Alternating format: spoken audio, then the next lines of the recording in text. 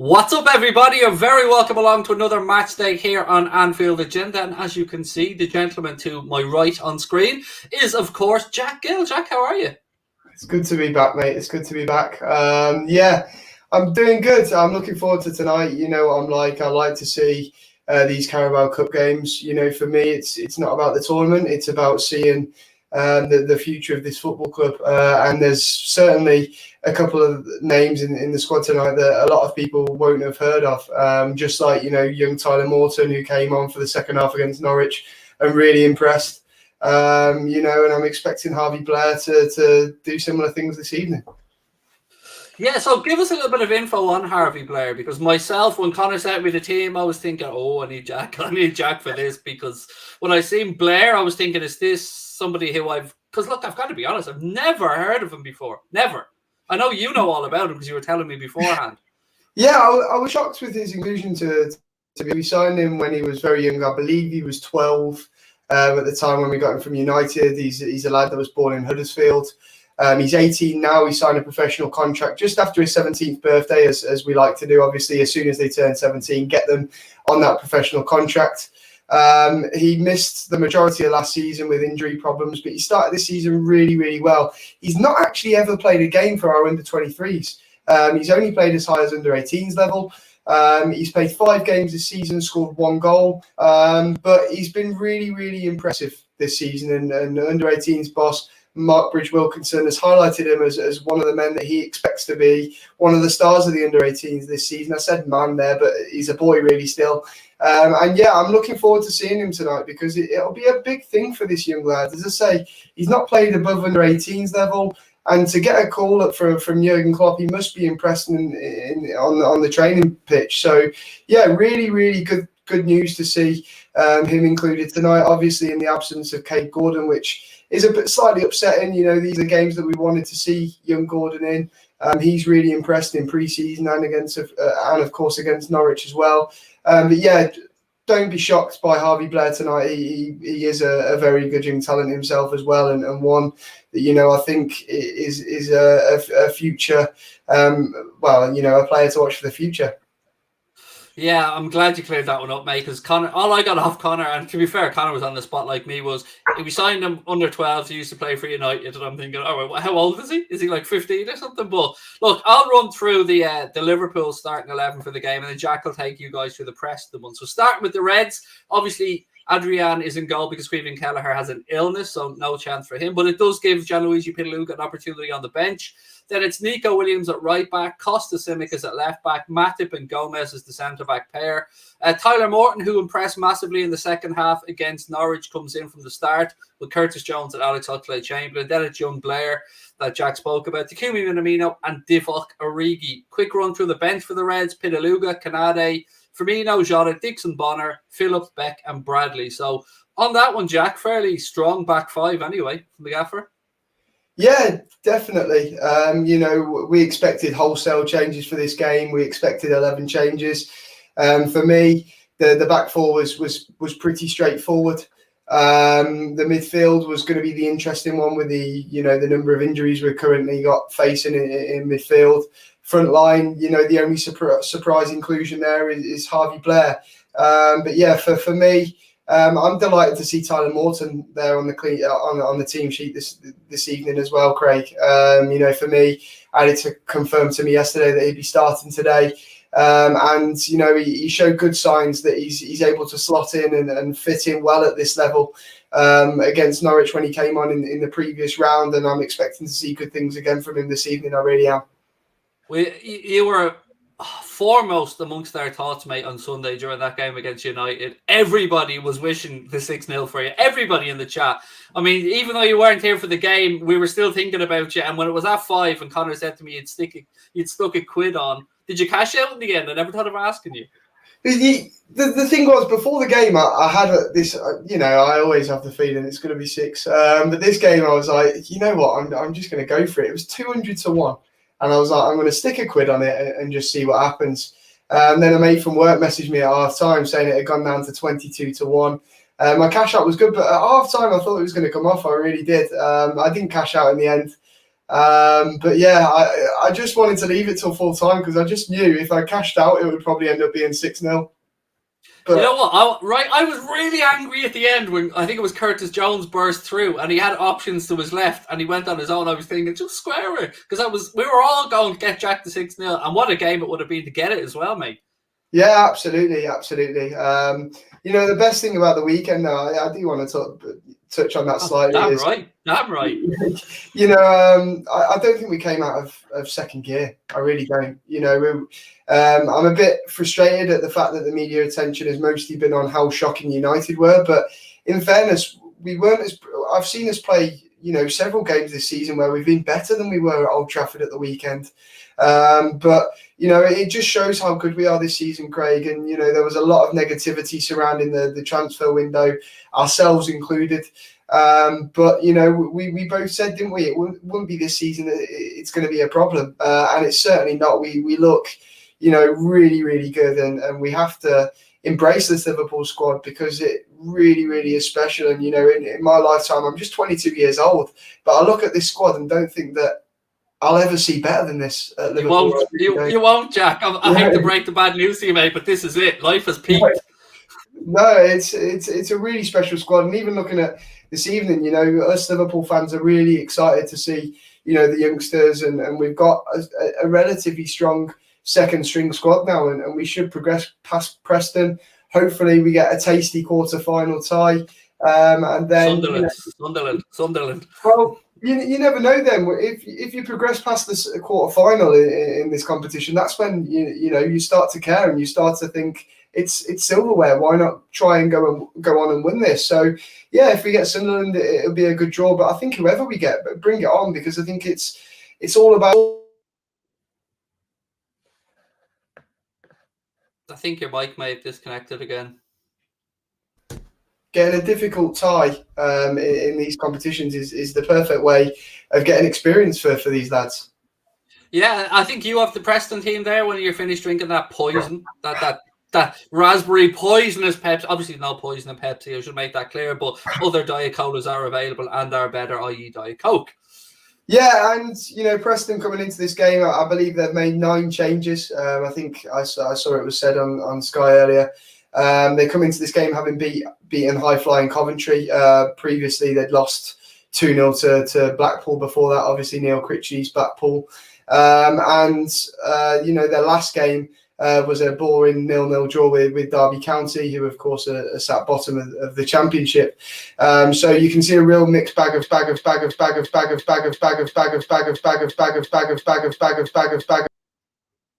Yeah, that was I'm not sure what was going on there, but it was just gone bag of.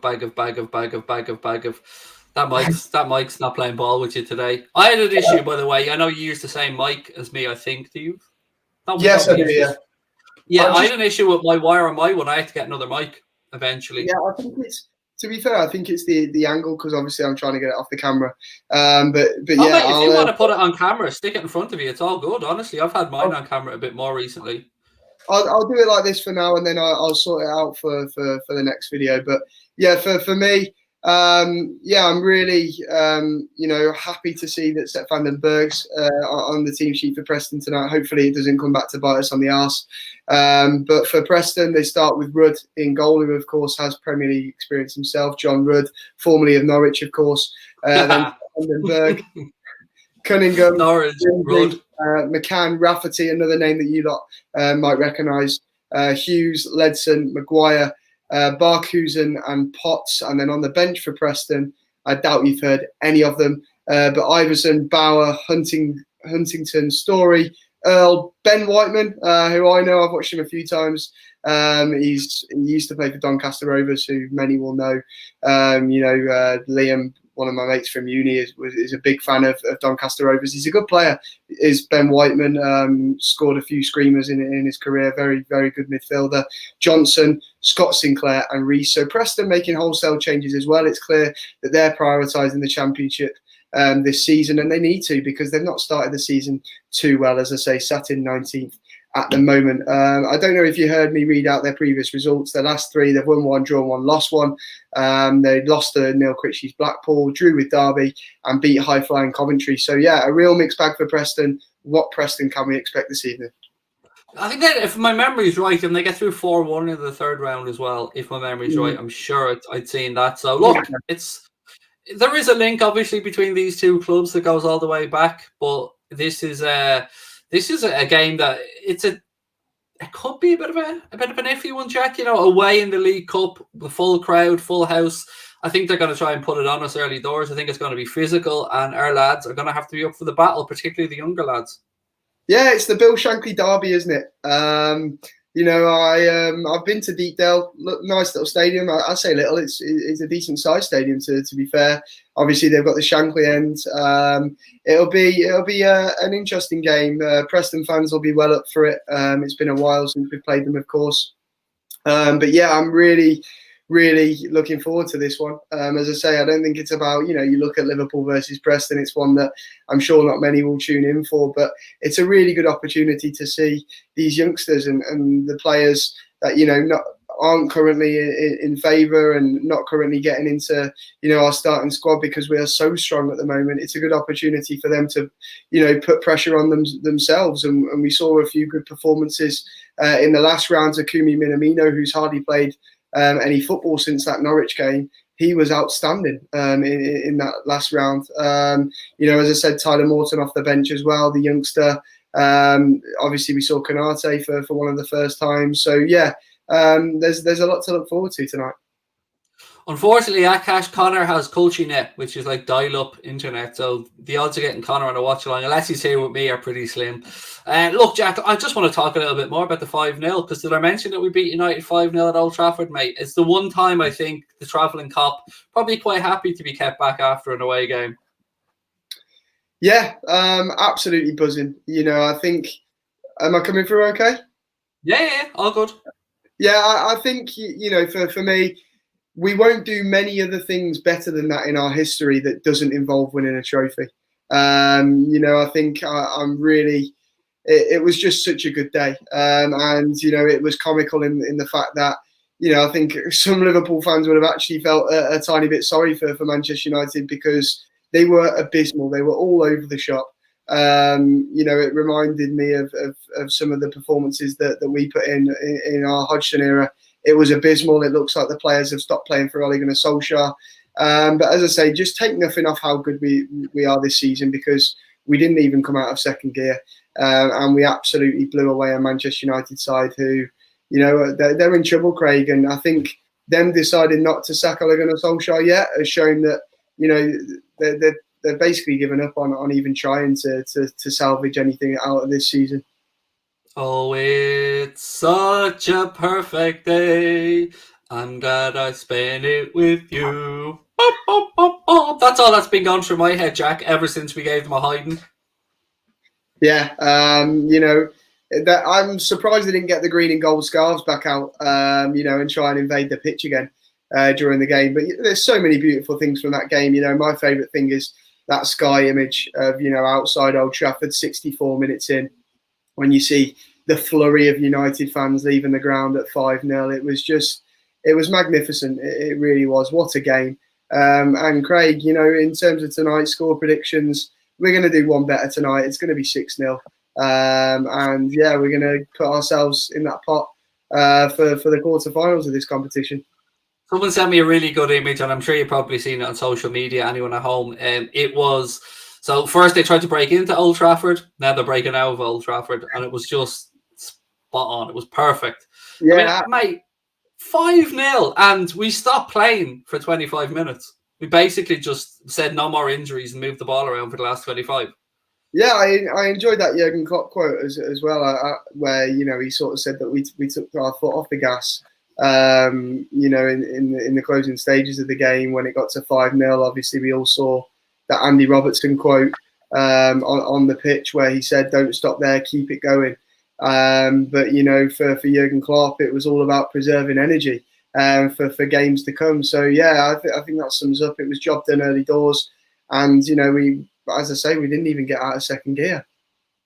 We didn't need to get out of second gear, which was great. I see Freddie Flintoff in there now getting interviewed by Sky ahead of the game. Obviously, being a Preston boy, he's there tonight hoping for an upset. But look, let's be realistic with what we have on the pitch, Jack, and with the strength on the bench. No Mane, no Salah, no surprise there with the AFCON coming up. But Jota, Firmino are on there if Jurgen Klopp needs to make any wholesale changes or emergency changes. And I think 5 subs. Am I right? 5 subs in the League Cup. Yes, 5 subs tonight, which is good, obviously, because it means with all them youngsters on the bench, we should see a fair few of them getting some action this evening. So, yeah, really good to see. I was hoping to see Musialowski on the bench, but I know, he's struggling a bit this season with fitness and whatnot. So, yeah, I think some of the young lads on the bench, it'll be really good to see this evening, and that's where that 5 substitution rule is so good. My enduring image of that game against Manchester United has got to be Sir Alex Ferguson and Kenny Dalglish. Just that one puffing out his cheeks, not believing what he's seen on the pitch, and the other one absolutely having the time of his life. Yeah, and I think it summed up the polar opposites of the fans at the weekend. It really summed up the feelings in the United camp compared to us Liverpool fans. I know certainly watching it myself, there was large parts of the game where I didn't know what to do but laugh, because I just found the whole situation so comical, so magnificent, and as I say, embrace it, because I don't think we'll ever see that again. Hopefully we will, but who knows? I just couldn't help but laugh when the Ronaldo goal was ruled out by VAR. It was perfect. That's the weird thing, we scored 5 goals at Old Trafford, but the one I celebrated probably the most was that Ronaldo goal being ruled out. So yeah, a special day, and it's absolutely made my week 1,000 times better. For those that are coming in late and are wondering about the starting 11 today, I'll go through it now. Connor will bring it across the bottom of the screen as well. Adrian starts off in goal. Caoimhín Kelleher still ill. Then it's Nico Williams at right back, Costas Tsimikas at left back, Joe Matip and Joe Gomez are the centre back pairing.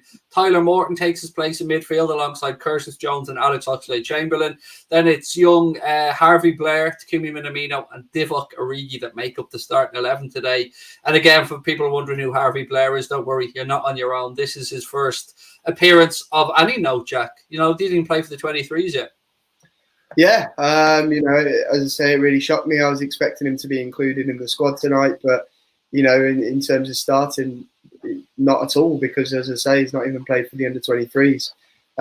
So yeah, a really, really, really big rise for him this evening. So it'll be interesting to see how he fares. He's played in that EFL Cup against sides who are obviously in League One and League Two.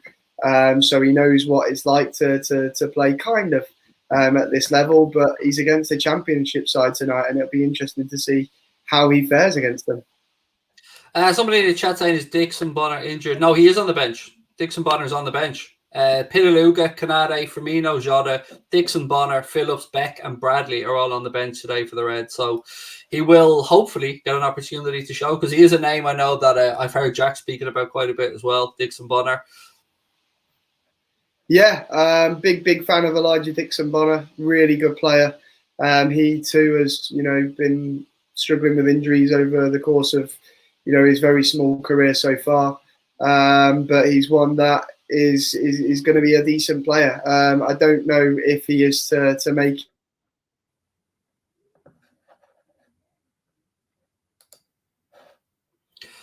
Freddie Flintoff, we're going to hit them for 6. Said Carl, thank you for the super chat, Carl. I like that, by the way. I like the 6 as well. We are 8 minutes away from kickoff, ladies and gentlemen. I will have a clock for this one, which is great, by the way. It's happy days that we have a clock for the stream, and I'll get that up when the game starts. So we've 8 minutes to go, and I will keep you guys up to date. Look, I'm going to dip into the chat now while we're waiting to sort out the issues at Jack's end. So let me just see what you guys feel in the chat. What channel? Sky Sports main event. That's what I'm watching it on anyway. A weight has been pulled off my shoulders. Thanks, said Heller. Oh, I don't know. Yeah, cheers. 2-0 for the Reds, said Michael Ward. I don't even know about a prediction on this one. It's difficult to make a score prediction because it's a League Cup game with we don't know how quickly out of the blocks the Reds are going to be. We don't know how settled the team is going to be. Fairly straightforward with the back five anyway. Adrian, he's played with us many times before, but the back four in particular, I'm really intrigued to see if Costa Simicas can take this game by the scruff of the neck down that left-hand side. Obviously, young Nico Williams gets an opportunity on the right, and a very, very, very capable partnership there between Joe Matip and Joe Gomez at the centre of the defence. Now, here's my thoughts on seeing Joe Gomez alongside Joe Matip tonight. I wonder, does that give us an indication perhaps that we're going to see Ibrahim Konate come back and take his place alongside Virgil van Dijk at the weekend when the Reds play Brighton at home? So I think this could be an indication that Jurgen Klopp is going to play Konate alongside Van Dijk at the weekend. Don't know what you think about that, Jack. Never buy a MacBook. That wasn't even Wi-Fi related. It just decided to randomly do an update in the middle of a stream. But anyway, we move. But yeah, why does it do that? By the way, it does it to me all the time. Every fucking single time I'm about to start the stream, and I could be on my computer all day, and I have an iMac, and it'll go, "Do you want to do an update, Craig?" And I'll go, "No, dickhead. Maybe ask me tomorrow." It's really. It doesn't even ask me. It just comes up with. It freezes and it says "force quit." And then it just does the update. But yeah. Look at Crosby here with the graphics. Look at him. Crosby's on fire today, Jack. Well, yeah. Who's that? Oh, yeah. Fair play to him for finding pictures for, Blair and Morton as well. That's the bit that I'm impressed with. But yeah, the Konate one's interesting. I thought he was outstanding at the weekend against Manchester United. He's played 3 games. Honest question. I was shitting myself when I seen him in the starting 11 against Manchester United. Yeah, because I think Joe Matip has been our best defender this season. Interesting. I was just worried because, no Fabinho, that was a real surprise to us all at the time. We knew Hendo would step in there and do a job, but, I thought Ibrahim Konate, as you said, was top-notch. Guess who's back? Back again. Guess who's back? Guess who's back? Yeah, it was brilliant seeing that thing with Fred as well. He just looks like a player who's really got a point to prove. He wants to be starting week in, week out for Liverpool. He's had a slow start, as players often do when they first, arrive for a young Klopp side. But he showed that he can be a brilliant partner for Van Dijk. We look so strong defensively. Man United are a side that everyone knows their defensive fragilities, but it's going forwards where they are very strong, but they hardly had a sniff at all because, Konate, Van Dijk were just so good. And it makes you wonder, doesn't it? What would the score have been if we had Fabinho? Because, he's a player who's usually so important for games like this, so important for breaking up play on the counter-attack. But at the weekend, we were without him. He's such an important player for us. We were without him, but we just blew away a side who, though they've got a lot of problems at the minute, they're still a top side, Manchester United, and we made them look like it was a piece of piss, because it was. Yeah, it's great, isn't it? Long may it continue. I have to say, here's my take. What have we got? 4 minutes. We'll go through it. Here's my take on the Solskjaer situation really quickly. I don't know what they're hoping for, because it's not going to get better. It's going to continue. And whether they sack him now after Manchester City, my point is leave him there as long as possible. But my point that I'm getting at is the longer this goes on, the further away from the top 3, top 4, and the more of a battle to even get a Champions League place that they come under, Jack. So I'm shocked. And I can understand the shout that maybe the new manager that's coming in wants the tricky fixtures out of the way. I get that. But I'd still sack Solskjaer and put somebody in temporary charge. But that's the thing, when you get embarrassed like you did at the weekend and you play like you did at the weekend, you can't do this and think that you're going to get something out of the season. It just shows that they're completely given up on this season, because if they let Solskjaer do this really difficult run, they probably won't get anywhere with it. And therefore, you can rule them out of the title race, which Manchester United, should be in with the players they've got.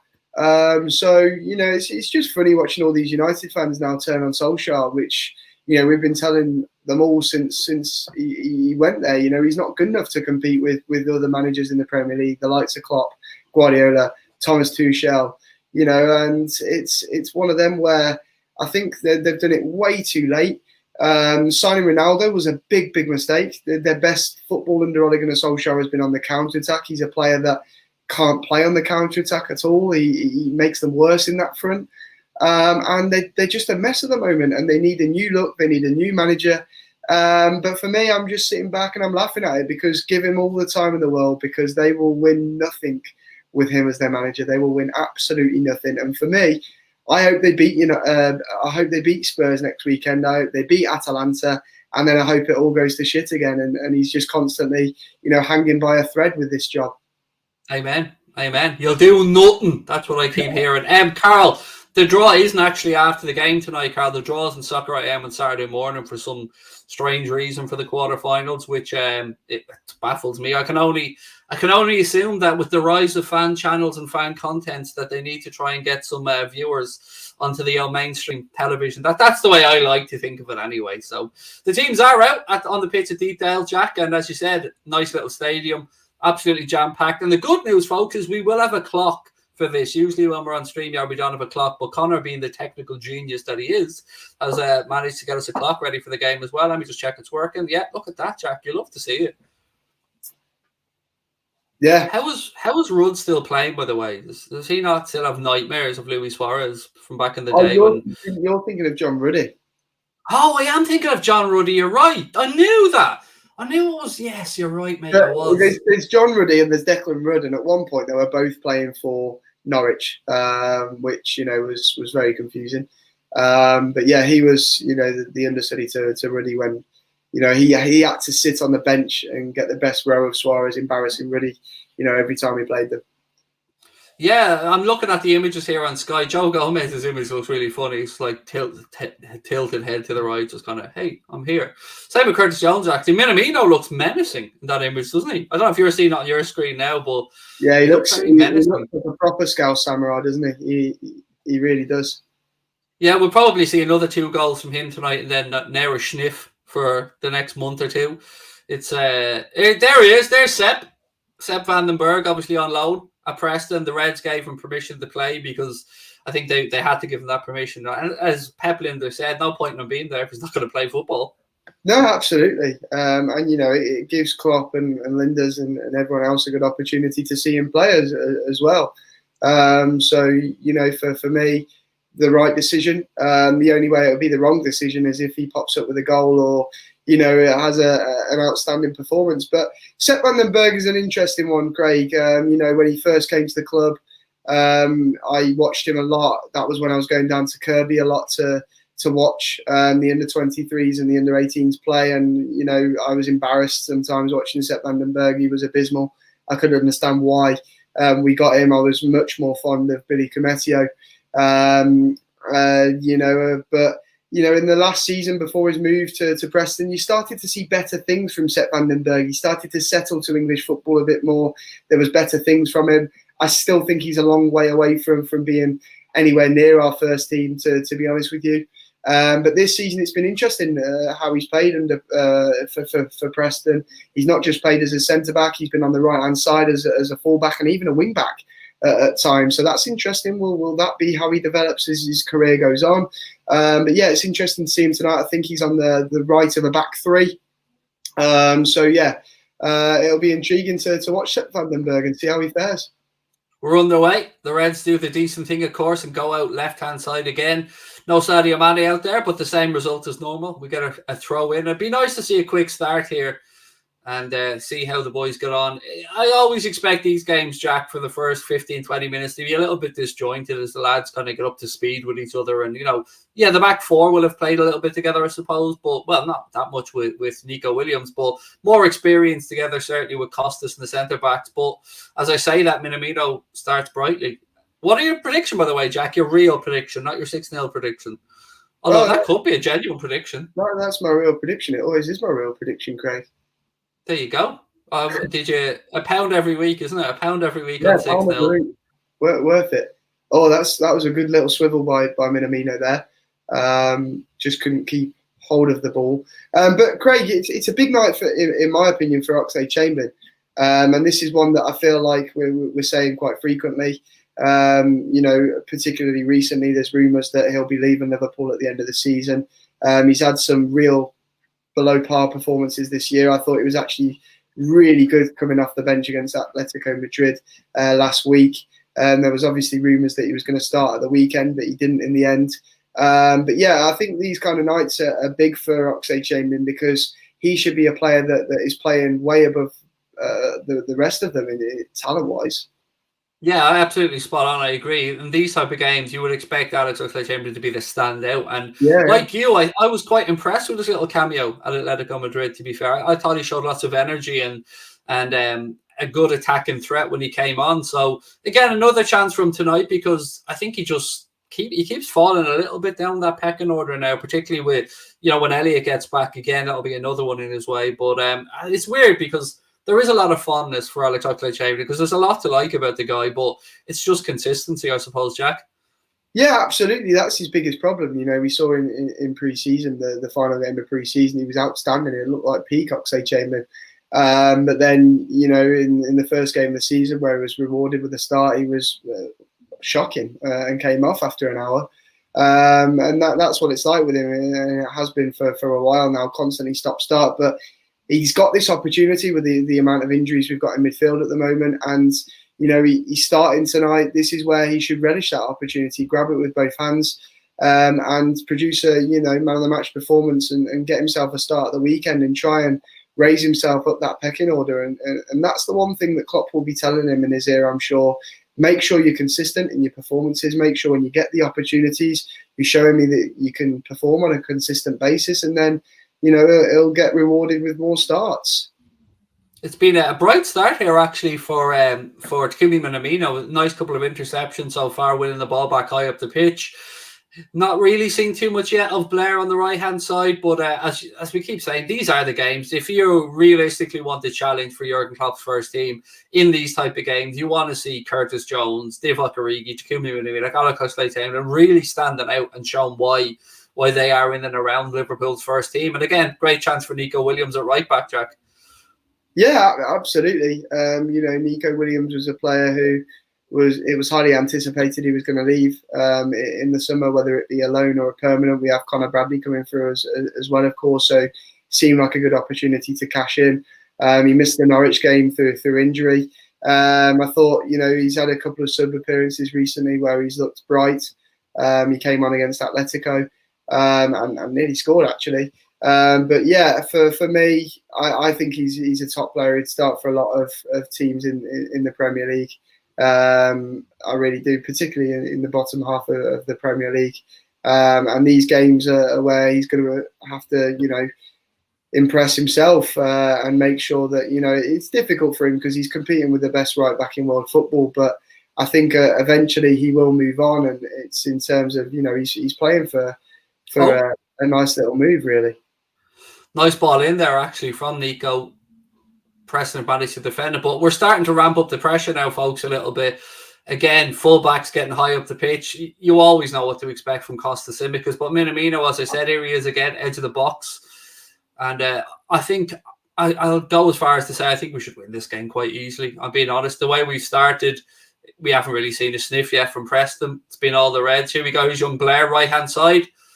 Again, a little bit of adrenaline through there as he tries to get it across, and it actually goes out far side for a throw-in. But 5 minutes on the clock at Deepdale, and it's still Preston 0, Liverpool 0. But it's looking like it's gone to plan, Jack, so far. Yeah, absolutely. It looks like actually we've started in a 4-2-3-1. That's a nice little effort from Harvey Blair. And while I say that, he's gone out for a throw. But he looks bright. But yeah, it looks like we're playing a 4-2-3-1 really with Minamino just behind Divock Origi, Curtis Jones on that left-hand side, Blair on the right. That's what it looks like to me anyway, Craig. I'm not sure about you. But yeah, it's an interesting game for me. I think obviously we've got our fullbacks who are very similar in nature, really. They both are very, very good at crossing that ball into the area. They both can pick a pass really well. They both love going forwards high up the pitch and, looking in the middle. And I think they'll get an opportunity, a lot of opportunities, should I say, this evening to be in positions to do that. And, knowing Nico and of course, Costa Simicas, their delivery both of them is outstanding. So fingers crossed it won't be long before we see one of them pay off, and then the floodgates will open and 6-0's on its way. I love the last bit. 6-0's on its way. Preston. It looks like Preston are going to try and just use the ball over the top from what I'm seeing here early doors. Obviously, it is just the first few minutes, but they are soaking up a lot, and it seems to me like they're going to try the tactic of trying to get something on the counter attack quickly. But I don't think they'll manage to do it because we've got Baby Giraffe back there, and it'll be all nice and calm. Yeah, they're holding that shape, aren't they? They seem very rigid in that. I think the aim probably is to try and keep us quiet for as long as possible, keep it at 0-0. And then try and get a goal on the counter. But obviously, as you say, our back four is probably the strongest part of us this evening. Having Gomez and Matip as our centre-half partnership. They've played many Premier League games together, the two of them. I think it'll take a bit of an Adrian mistake for Preston this evening. Don't do it, Jack. Don't do it to me, mate. No, not again. I still haven't forgiven him for the Atleti game. I won't lie. That still hurts to this day. Yeah, always will hurt. It's like Karius in the Champions League final. Things like that stay in the mind. You never forget. Would you believe we still get people saying like Karius should get a chance? Karius should get an opportunity tonight. I don't know how many times I have to say to people, there's more chance of me tugging out for the Reds before there is of Karius at this point. It's just not going to happen. I'd rather see Marcelo Pitaluga. I really would. I've seen him in the flesh a few times at Kirby. He looks very strong. It was a recommendation from Allison himself. And I'd rather give him an opportunity than Karius or Adrian, to be honest with you. I really like Kelleher. It's such a shame that he's absent this evening. I'm baffled at why we gave Adrian a new contract because we could have saved that money happily. I don't think we even need him around anymore, to be honest. Here's a big shout, by the way. Barcelona lost 1-0 to Rayo Vallecano, who I want to give a shout out to somebody in our chat who's a Rayo Vallecano, an Irish Rayo Vallecano fan, who alerted me, but I don't know if you know much about Rayo Vallecano, Jack. I didn't until I watched a little documentary that Coppa did on them, and it was really interesting to hear. Like, they're from a neighborhood in Madrid. And they've managed to fight their way up and do quite well this season in La Liga. And I'm hoping to get over early in the new year and do a little bit of filming in and around Rayo Vallecano for a docu-series idea that I have about, how important fan culture is to specific clubs. Yeah, Rayo Vallecano are a very good side. They've started the season really, really well. They're actually above Barcelona in the table before today's game. They've got Radamel Falcao, who's started really well for them. It is Radamel Falcao they've got, isn't it? Yeah, it is. Yeah. They've impressed tonight, and I think that condemns Ronald Koeman. He said before the game, he wanted to enjoy his last few games at Barcelona. I think that confirmed he was expecting getting the sack, and he said, "I can't afford to lose 2 games on the trot." And of course, now that has happened. So. Yeah, troubling. I feel sorry for Ronald Koeman. I have to say, I do feel a bit sorry for him. Yeah, it's an interesting one. I think when you lose Messi, obviously it's going to be a difficult job. But I think his signings, just the way he's tried to go about playing, it just isn't the Barcelona way. The only issue is now, whoever comes in, Barcelona fans will want them to go back to playing their tiki-taka straight away.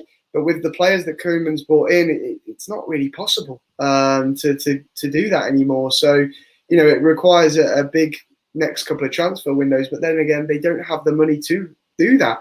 But of course, they've still got bags and bags of talent. Barcelona, Pedri is an outstanding player. Ansu Fati as well. The young Mariba. Yeah, Mariba. They've got so many good players. Oh, chance for Preston there. That was a bit too easy for them. Did you see? I don't know if people in the chat seeing this as well. Feel free to laugh along with us when I say this, but there was another article this week suggesting Barcelona are going to try and turn their attention to Jurgen Klopp. What part of their situation makes them think that Klopp's going to even entertain that?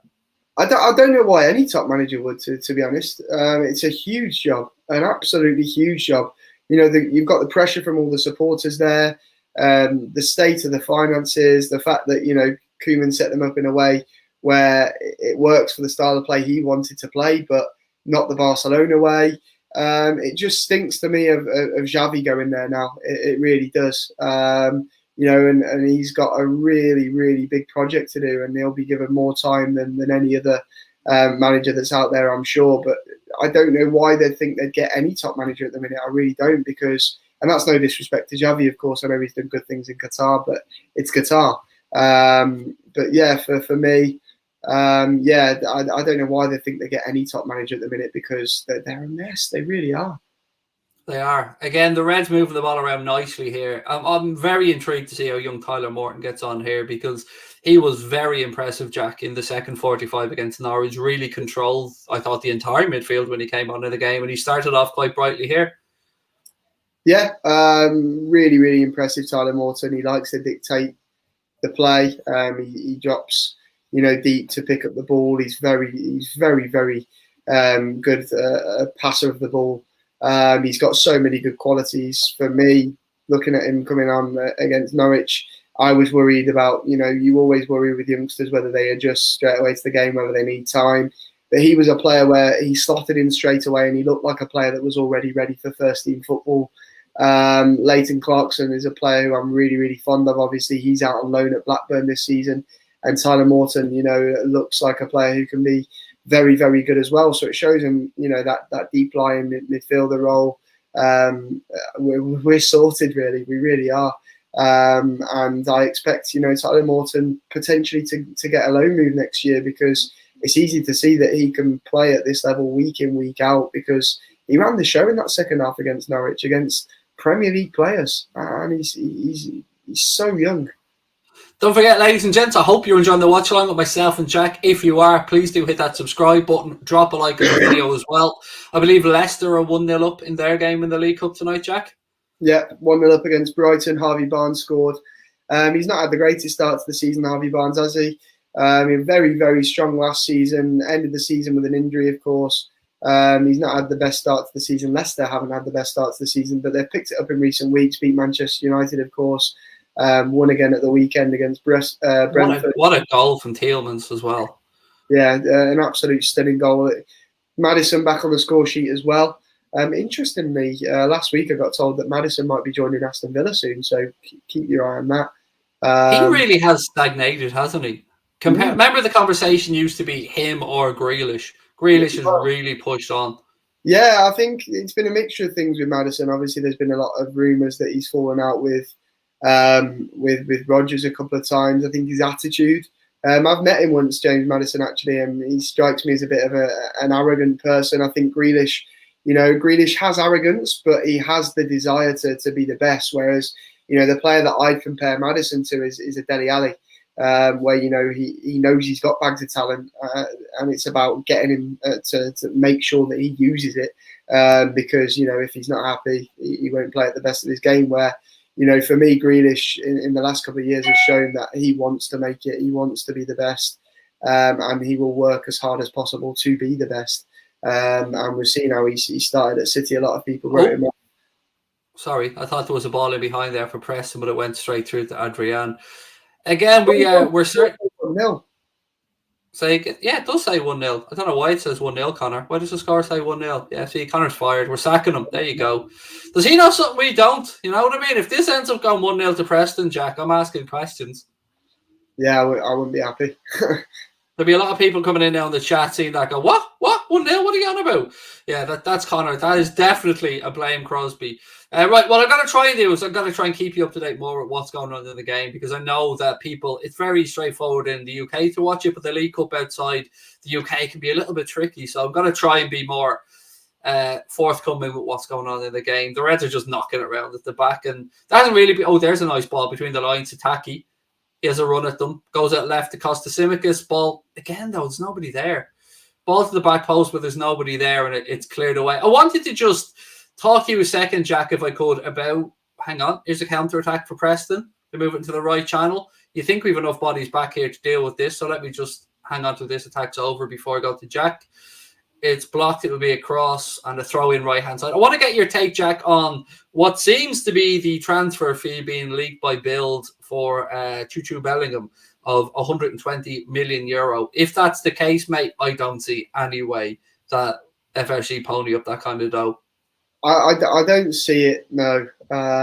But he's worth every single fucking penny of that, Craig. He is so special. I've seen this week Dortmund even want to bring his younger brother Job to the club to persuade him to stay. And yeah, that goal he scored the other weekend. Wow. He's really finding his feet at Dortmund. He's loving playing week in, week out at a decent level. And, you know, for me, he's a star for years to come. And, you know, we've been promised for years, haven't we? Certainly the last couple of years, that when the time is right, the right person, that's the so-called generational talent, FSG will be prepared to pay the big bucks and bring someone in. And for me, he strikes me as the perfect one, you know, in terms of the position he's in terms of, you know, the fact that I see similarities to Gerrard in his game, the fact that he's called Jude, obviously the famous Beatles song Hey Jude. It's just perfect. And for me, you know, we've spent the last couple of years wasting our time on Kylian Mbappe, but I'd much rather have Jude Bellingham than Mbappe.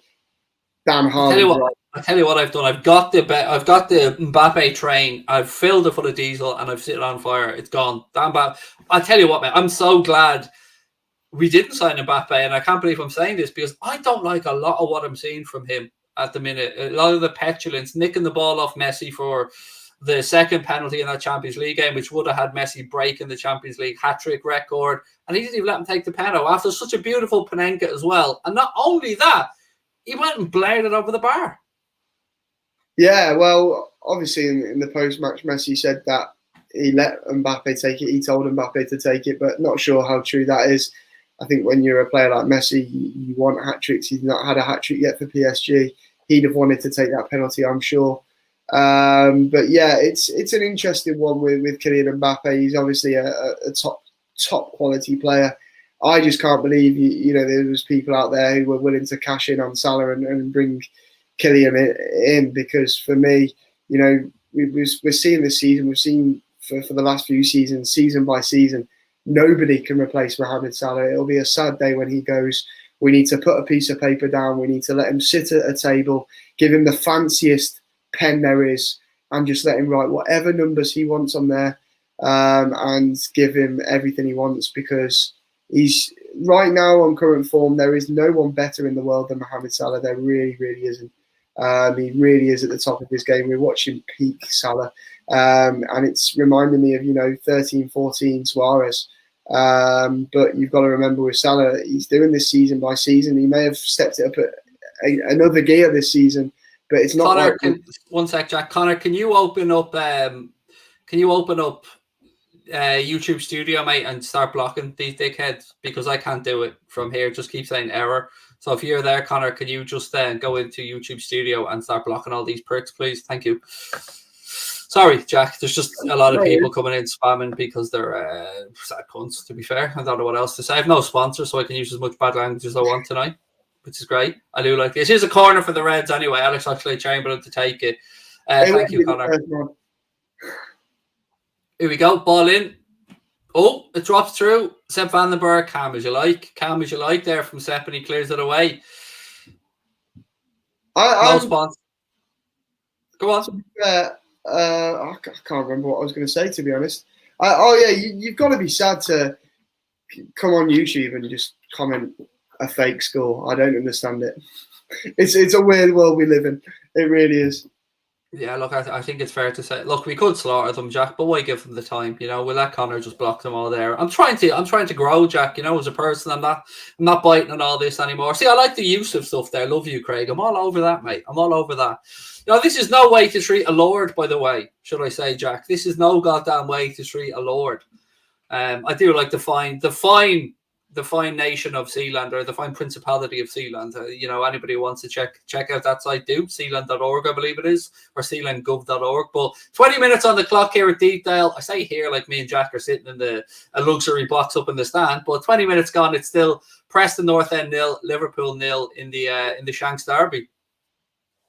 Yeah, you know, the warning signs have been there actually from Preston, to be honest. I think they've transitioned really well. They've got this shape, this defensive shape. they've shown a couple of times they are a decent ball. Close, yeah, close for Blair there. But you know they've shown at times they do want to turn defence into attack quickly and try and hit us on the counter. But for us, we're dominant in possession, as I said, you know, at the start of this game. We're putting the ball in the area a lot. We're seeing quite a few crosses, and I think it'll only be a matter of time, really. And as I say, I think once we see one, the floodgates will open, and then all of a sudden there'll be 6. Hey, before you know it, it'll be 2, 3, 4, 5, 6. There you go. And then, you know, we'll be happy days. But look, ladies and gentlemen, if you are enjoying the streams, it is now subscriber-only chat that's turned on to make sure that we can get rid of some of these trolls. So if you haven't yet subscribed, please do hit the button. We're closing in on 125k. And yeah, look, Jack, I know that you haven't been around for a little bit, mate, because of internet issues and stuff. But when you're coming back into the fold ASAP, it's great to see the group we've got together, mate. I think, you know, you're going to come into and host some shows, but to have James Redmond involved, to have Chris involved, Paddy Murphy involved, Steve, yourself, myself, Connor, you know, we ain't taking part, mate. We're going to take over.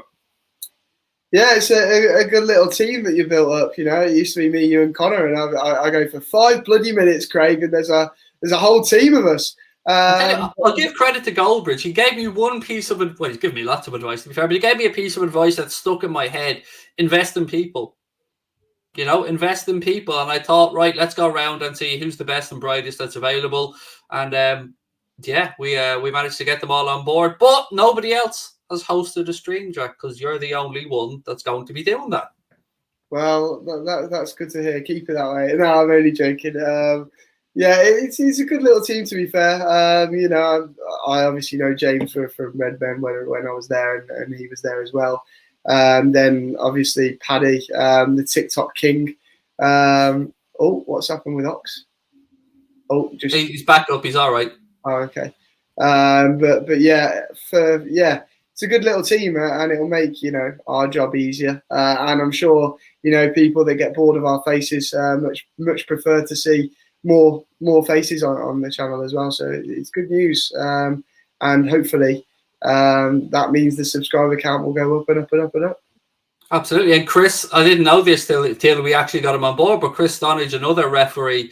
So we've got, you know, you can take your Skies and your BTs and your Dermot Gallaghers and stick them. We've got Jack Gill and Chris Stonage, two accomplished referees in their own right. And you know, the one that's been getting me, Jack, is I'm really annoyed about the offsides recently, because I haven't spoken to you about this in a while, but I don't think one of our goals against Watford should have stood.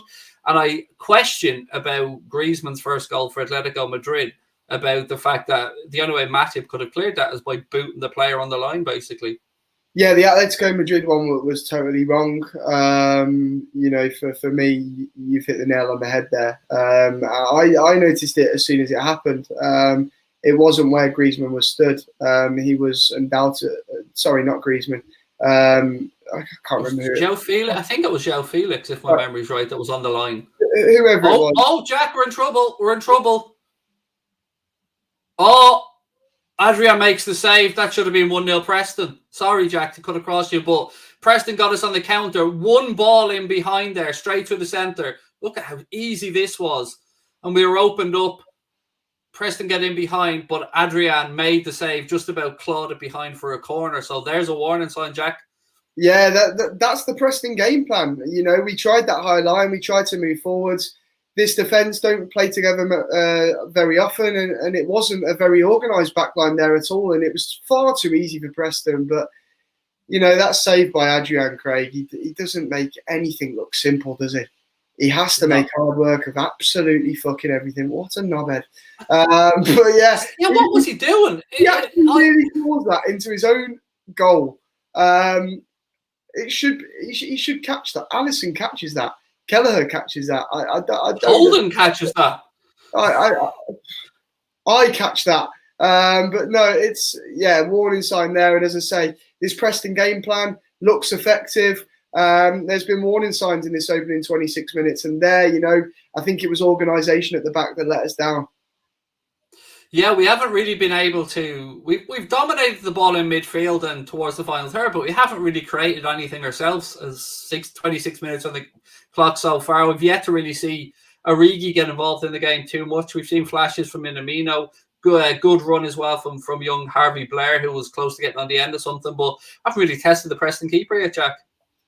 No, not really. As I say, we seem to be looking for them crosses a lot, but Preston are a very physical side. You know, they'll happily take that, with us, you know, tossing the ball into the area time and time again. We need to look for a different plan. I think, like you said, you know, at the start of this video, though, Craig, at the start of the game, it will take time. These players rarely play together. A lot of these players haven't played, you know, a decent amount of football for a while. So, yeah, it'll take time for things to start clicking in this one. Still, we've just wasted possession there.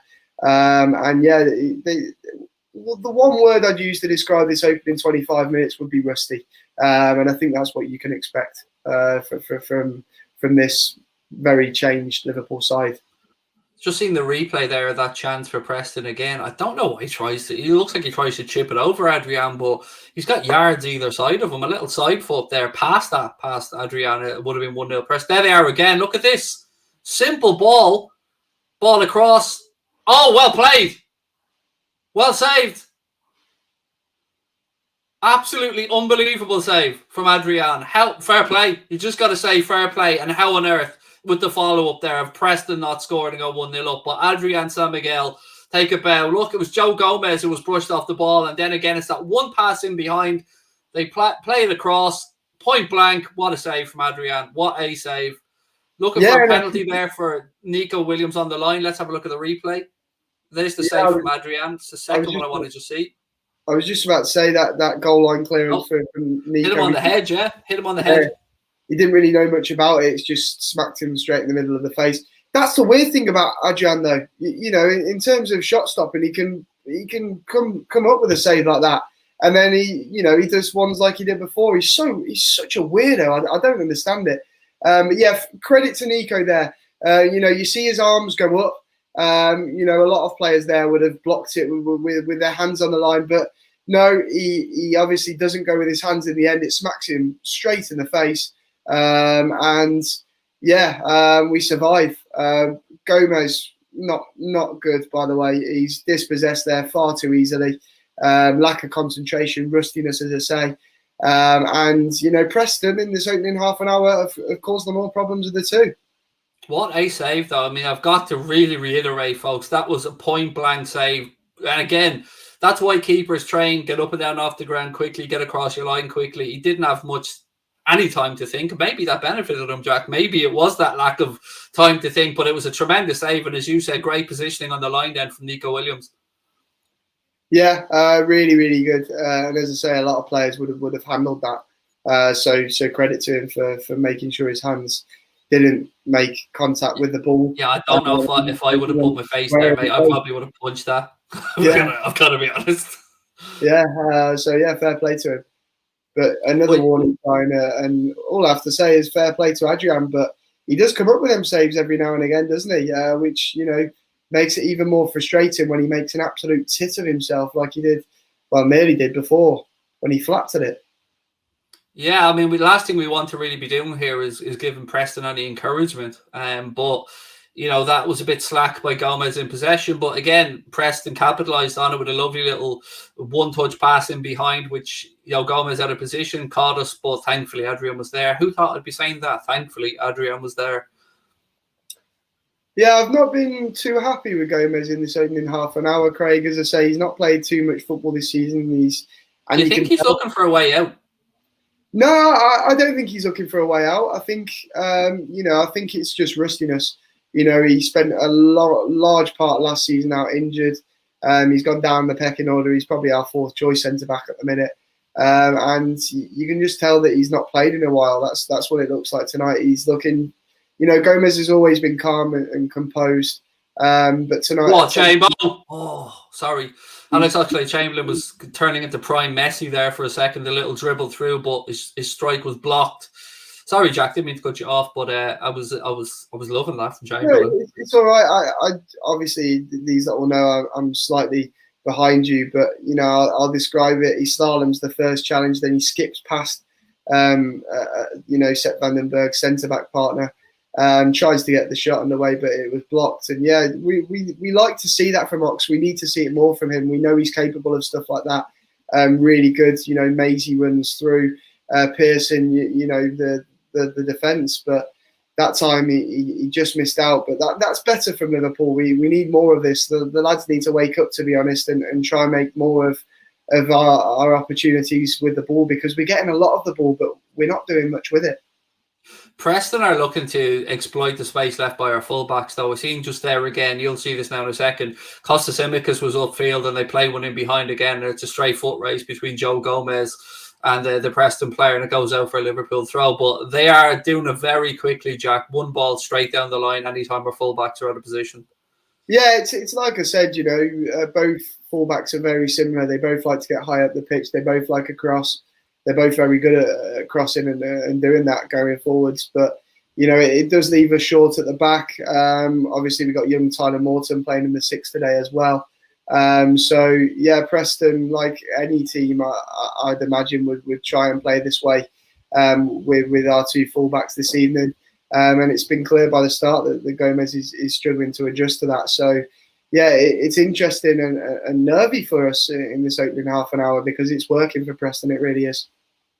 Yeah, I mean, you would expect... Look, I'm going to be frank about it. You'd expect better from Joe Gomez. I mean, this is championship-level opposition, lower championship-level opposition. And yes, they might up the game a bit against us. But again, we're under pressure here, and we just about get it away. Nico Williams at the far post. This will be a corner to Preston. Look, Jack, they're starting to get some belief, these Preston players. Yeah, and you would do. The crowd will as well. So, yeah. A good flick on there. Yeah, they're growing in confidence. You can see the crowd growing in confidence as well. We mentioned before the impact that Deepdale and the fans there at Preston will have on this game, and it'll only grow both the players' confidence and the supporters' confidence with how they perform for the first 33 minutes. Because you have to say, Craig, we may have had majority of the ball, but Preston have had the better chances, and they certainly look the more dangerous side. I think we might see a first booking here. Do you know what? I've seen the replay. He didn't even touch him. I'm a little bit ahead of you. No, he didn't touch him. You'll see it now on the replay in a second. He gave the free. Devicu gave the free, all right. But you'll see on the replay he doesn't touch him. Yeah, he was still quite late though. I think Nico did the right thing there to style him the challenge. But yeah, you're right. He didn't make contact. He does jump over the challenge. Go on, lads. Blair has it now. He works at right hand side to Curtis Jones, edge of the penalty area. There's a few bodies in the box. Jones looks to reset it. Goes back to Nico Williams. Divock's hanging around at the far post there if we can get a deep ball. Again, Jones, 1-2. Just breaks down though, and it's a free kick out. It was just too compacted there, folks. If you can't see, basically Jones picks up the ball right hand side, and there's too many players in a condensed area. He tries to get Nico Williams to make a run down the line. Then he tries a little 1-2, and it all comes to nothing. But again, just I suppose a lack of familiarity probably there, Jack, more than anything else. Yeah, what you're not seeing from this side that you usually see is the runs off the ball, the movement. We look very flat this evening. It looks like there's no plan at times. Here, it's very static. Very Ollie-esque, one might say. Yeah, one could say that. There's a lot less movement. You can tell these players don't play together often. It will work. We will get there. I think with the difference between Liverpool and Preston is the caliber of players, and with our lads, you only really need one chance for someone on this pitch in a Liverpool shirt to come up with something magic. But for Preston, we've seen that they are going to cause us problems, and they're championship opposition. But they're in it for a giant killing tonight, Preston. What the fuck was it? Oh, yeah, that went out off the player. Sorry, I was thinking, what was Adrian at there? But it's a Preston corner, right-hand side. I didn't see it took a little nick off Curtis Jones. So, yeah, corner to Preston here, right-hand side. Their third one in rather quick succession. So, at this point, Jack, dare I say it, we're nearly looking to get in at half-time here, 0-0. That's probably plan A now. Yeah, we'd be lucky to be honest. Preston certainly the side having more of the chances, and not even key chances. I'm talking any kind of chance. We've not even threatened Declan Rudd at all. As I say, it doesn't seem to be a plan B at the moment. It seems like we have one option, and if that's not working, we end up wasting possession. So yeah, it needs to be a lot better than this in the second half. That's for sure.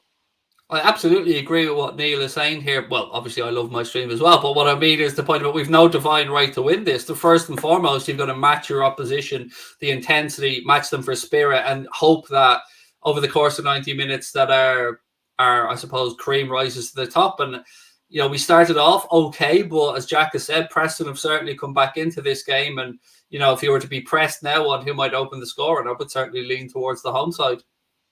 Yeah, I think it just highlights again, Craig, the golfing class between our first 11 at the moment, and, the players that come on in those games and our, the rest of the squad. I have to, feel for them. It is very difficult to come into a game like this and play with a side that, this 11 have never, ever played together before. So, yeah, it is difficult. But this first 36 minutes haven't been good enough, and Klopp looks as flabbergasted as both you and I. Yeah, I'm just trying to think what we could do here to change this, because I mean, the problem to me doesn't really seem to be in midfield. The problem if anything, I would say the problem's in the final third right now. Yeah, it's the lack of movement. We're getting a lot of the ball in them midfield areas, but they've not really got an option up front. As we saw before, we had the ball on the right hand side. Curtis Jones and Nico were on that side, and we had 4 or 5 players in the box, but they're all static. No movement, no one coming towards the ball, no one making darting runs, no one dropping in. It's just static. And then obviously we've made a couple of mistakes at the back as well. So yeah, we do. If I could sum up this half in one word, Craig, I think rusty is the perfect word. Just as I say that, though, or just as Jack says that, we do have a chance on the left here, but it's snuffed out. Costa Simicas is doubled up on, and it's back now with Joe Gomez deep inside our own half. Yeah, I think what Jack said there is right. We need to be a bit more clever in the final third. We need to look at the movement, because Origi seems to be looking to play on the shoulder all the time, but nobody's getting their head up. Oxlade-Chamberlain is dropping deeper and deeper and deeper to try and get involved in the game, which is leaving a hole a little bit further up the pitch, which you'd like to see somebody drop in there and exploit that space. But I don't know what the game plan is here for Chamberlain. I'm particularly intrigued by him, because he's dropping deep and then pushing back forward, dropping deep, pushing back forward. I don't know if he's frustrated that he's not getting enough of the ball, or if this is a tactic set out by the manager. Yeah, it could be either, couldn't it? Because, he's the experienced one. He's the one that, as we both said, should be the one that's starring in this game, and I think he's probably frustrated. But him dropping in and looking for the ball is probably a big part of how we wanted to play today as well, because we've seen at times in this game, he's the man that is able to drive forwards and create something, or in terms of him with the ball at his feet, we know he can pick a pass as well. So we know the ability's there with Chamberlain. I don't think it's been a great performance from him, though, so far, and I don't think it's been a great performance from anyone in a red shirt at the moment, to be honest with you. We just look very flat. Yeah, I was expecting a big game, hoping for a big game from Costa Simicas again today, but yeah, it's so far not being great. I think, actually, if I'm being brutally honest, I think Nico's been the better of the 2 fullbacks in the game. And just as I say that, another one goes behind, another wasted opportunity, and it'll be a goal kick to Preston. 40 minutes on the clock. Yeah, Costa Simicas is a man who, as I said, should be one that we were hoping to, be a star this evening, particularly going forwards and creativity. It's easy to see what we want when we play both him and Nico. It's then balls into the box, as I said before. But today it's just looked like that both him and Nico are closed down quite quickly, which makes it hard for them to put a ball in. And then when they look for an alternative option, there's that lack of movement there. So yeah, it's been a frustrating first half, and as I say, Klopp may have to look at plan B in the second. Looking at the bench, obviously we've got Hughes, Pitaluga, Canade, Firmino, Jota, Dixon, Bonner, Phillips, Beck and Bradley. So options there on the bench. It looks like Brentford have gone 2-0 up, by the way, if what I'm seeing is correct in the live chat. Yeah, I think they have. Stoke, who they're against tonight, are a good side. But Brentford have started so well this season, haven't they? And this is a competition that I'm sure they'll want to get far in as well, to sum up just how good they've been this season. They've got some very, very good players. Brentford, a very, very good manager. And it looks like they'll be in the hat for the quarter-final. Oh, again, just that last ball. Curtis Jones tries to slide it through there to young Blair, but it goes all the way through the Preston keeper. You know, one thing that we know about Jurgen Klopp is he'll want these guys to figure it out, Jack. He often talks about the lads being able to figure things out on the pitch, and that's what nights like this and opportunities like this are for these fringe players, is see if they can figure out Preston, see if they can figure out the rhythm of those players around them as well, and make something happen. But, you know, I might be a bit deluded here, but I think I'm starting to see a little sign of the lads getting some understanding, and just confirmation Tony scored that goal for Brentford, so it is 2-0.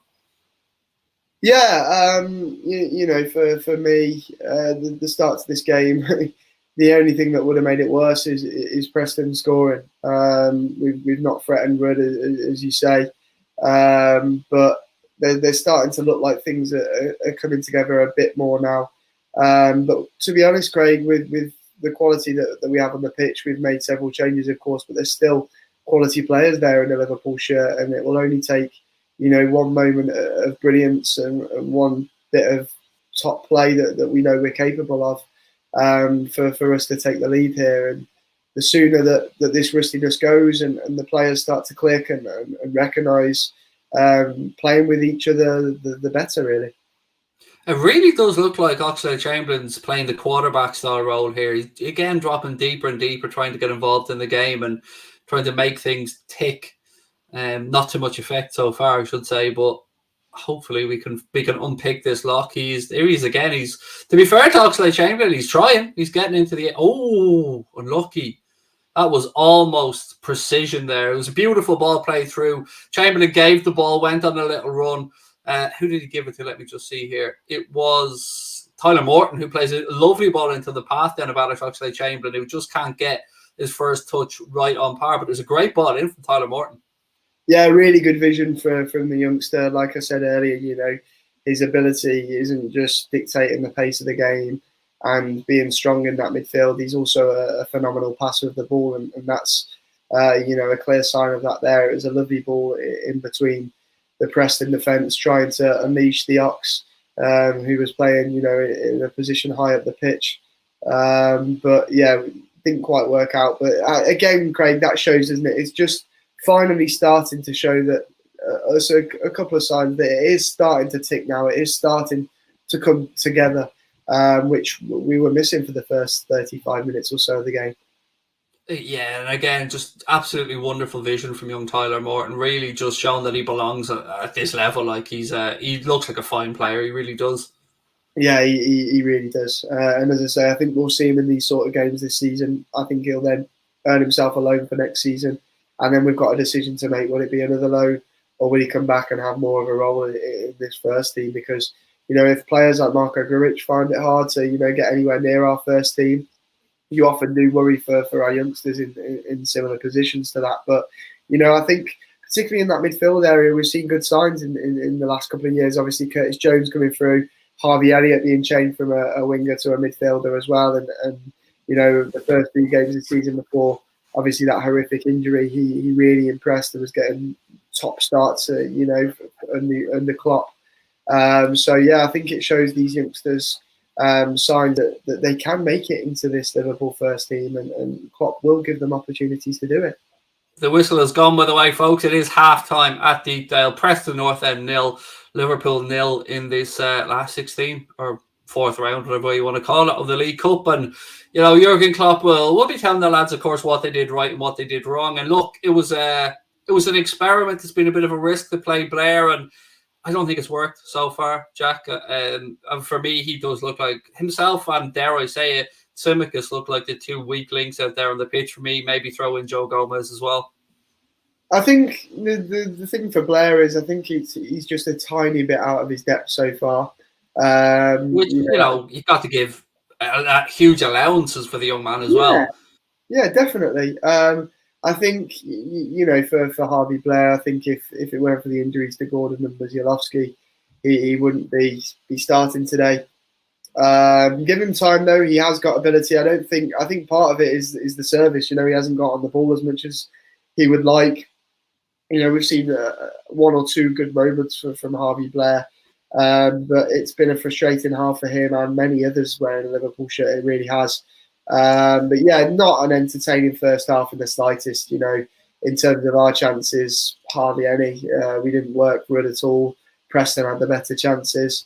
So yeah, hopefully the second half is a lot better, Craig. Yeah, I'm just looking at the bench again, thinking what will Klopp do? I mean, it's the obvious ones, obviously Firmino and Jota there, but ideally he won't want to be getting them on. Is there a shout to be said for Owen Beck, perhaps?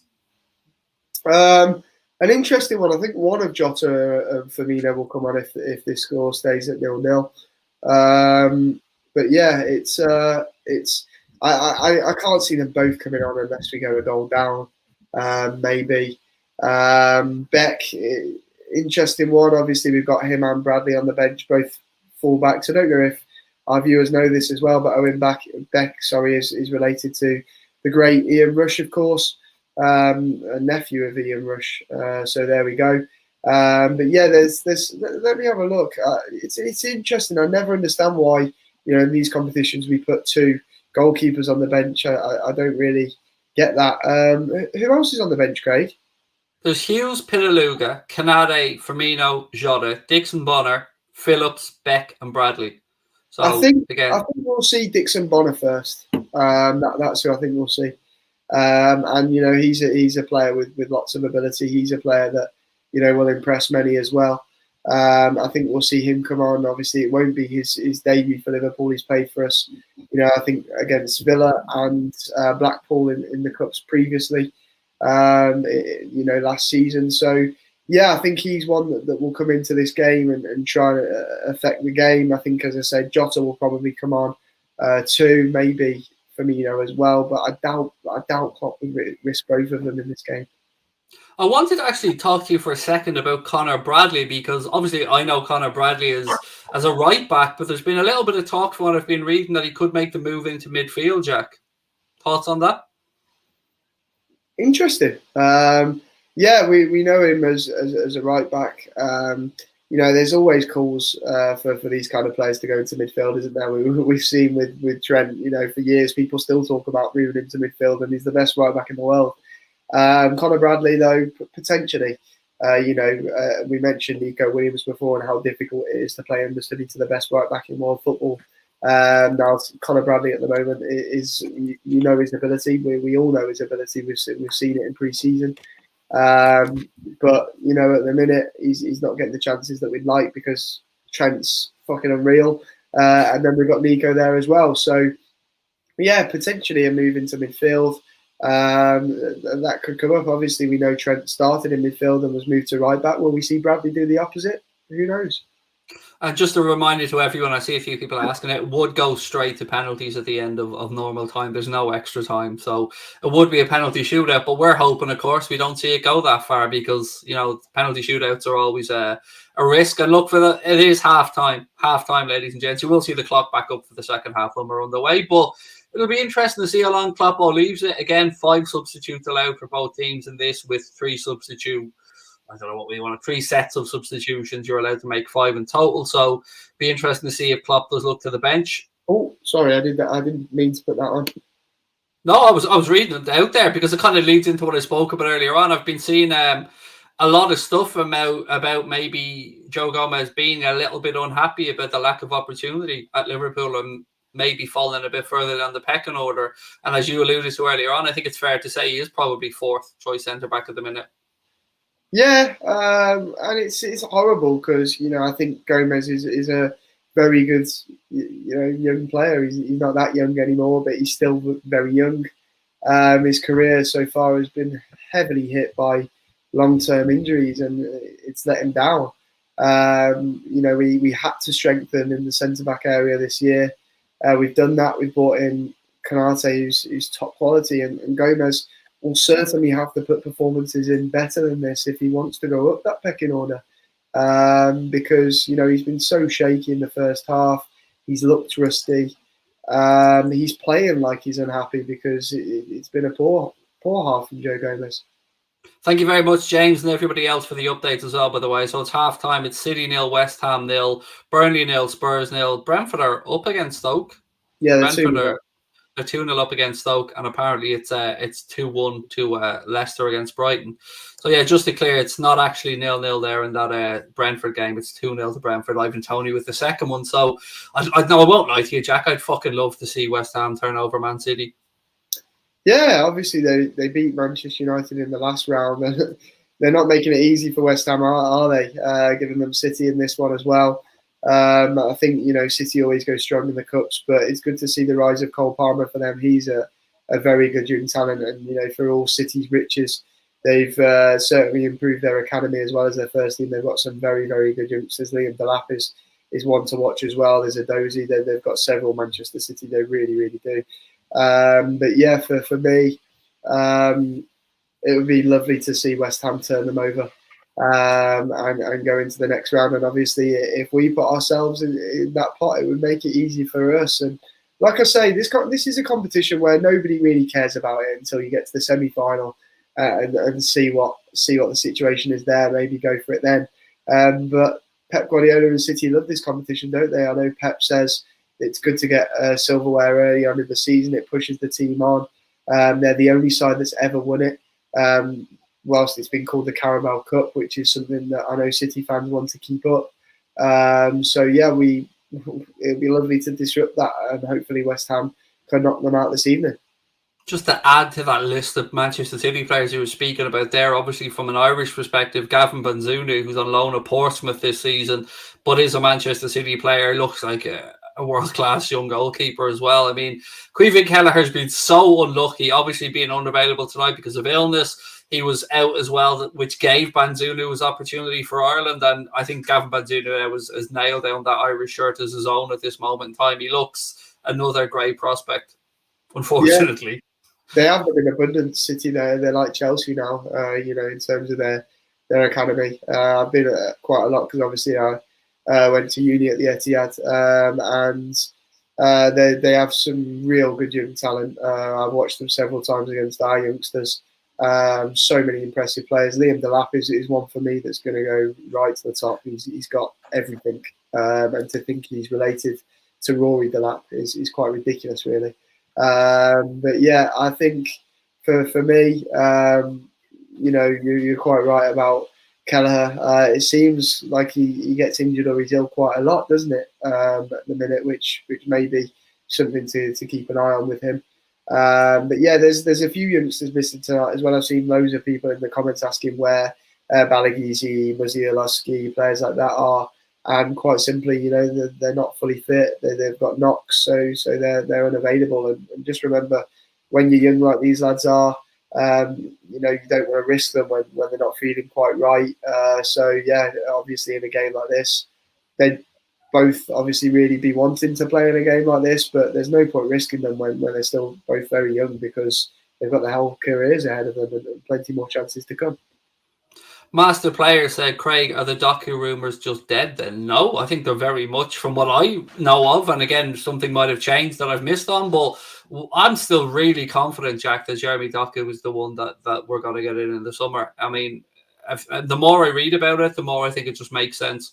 So I don't know about you, what you think about it, but for me, you don't look at somebody for that long, keep track of them and not, what's this, express but 5 hours with Doku's interest in Liverpool, definitely not that. There you go, boom. For me, Doku to Liverpool is one that's always made sense, mate. From the age perspective, from the fact we've been looking at him since he was 15 years of age, continuously tracked him, again, we're always being linked with him. I think he comes to Liverpool. I really do. Yeah, I think he's one of the players that Klopp's and the club have been looking at since he was very, very young. He looks like an exceptional talent. He looks like a player who is the perfect fit to replace Sadio Mane long term. He really, really does. Their games are both very, very similar. So for me, I think it would make sense to get Doku. There was obviously rumours in the summer that there's an agreement in place. I think you'll find, that comment mentions that the rumours have gone quiet. It's because it's not a silly season. It's because during the silly season and the transfer window being open, there are so many rumours. Every man and his dog make up bollocks if they don't have any actual news. So, yeah. I'd say, though, when things go quiet, that's usually a good sign. I would always say if things go quiet, that's a good sign. And one that broke my heart a little bit, Jack, was so I was reading up about Gravenberch, obviously hugely talented midfielder from Ajax, 18, 20 months left on his contract, but then you hear the name you don't want to hear, Mino Raiola, and you just think, I don't know. I mean, it would be probably a budget version for Jude Bellingham, a European option, but Mino Raiola's involved, and it always makes me nervous. Rule everyone out who has Mino Raiola, because we won't deal with him. We won't pay them agency fees to him. We've learned from that in the past. I believe with Balotelli, wasn't it? I don't think we'll do that again. And I wish he would just fuck off now. I really do, because he just keeps poaching all the young talent, and he's just an arsehole. Like, there's not too much money in the game already. But then he demands obviously the ridiculous fees on top of it. So it looks like another one that we're not priced out of this time, but obviously out the race of because of Mino Raiola. But the Doku one I think is one that is substantial, and I think something will come from it. Just to answer this one, Joe Gomez, mate. Joe Gomez has the captain's armband on for this one. Look, it is such a shame, isn't it? Because, Ajax known for bringing through quality players, but there's one more gentleman that Ajax made that I like to look of, and that's Anthony. Yeah.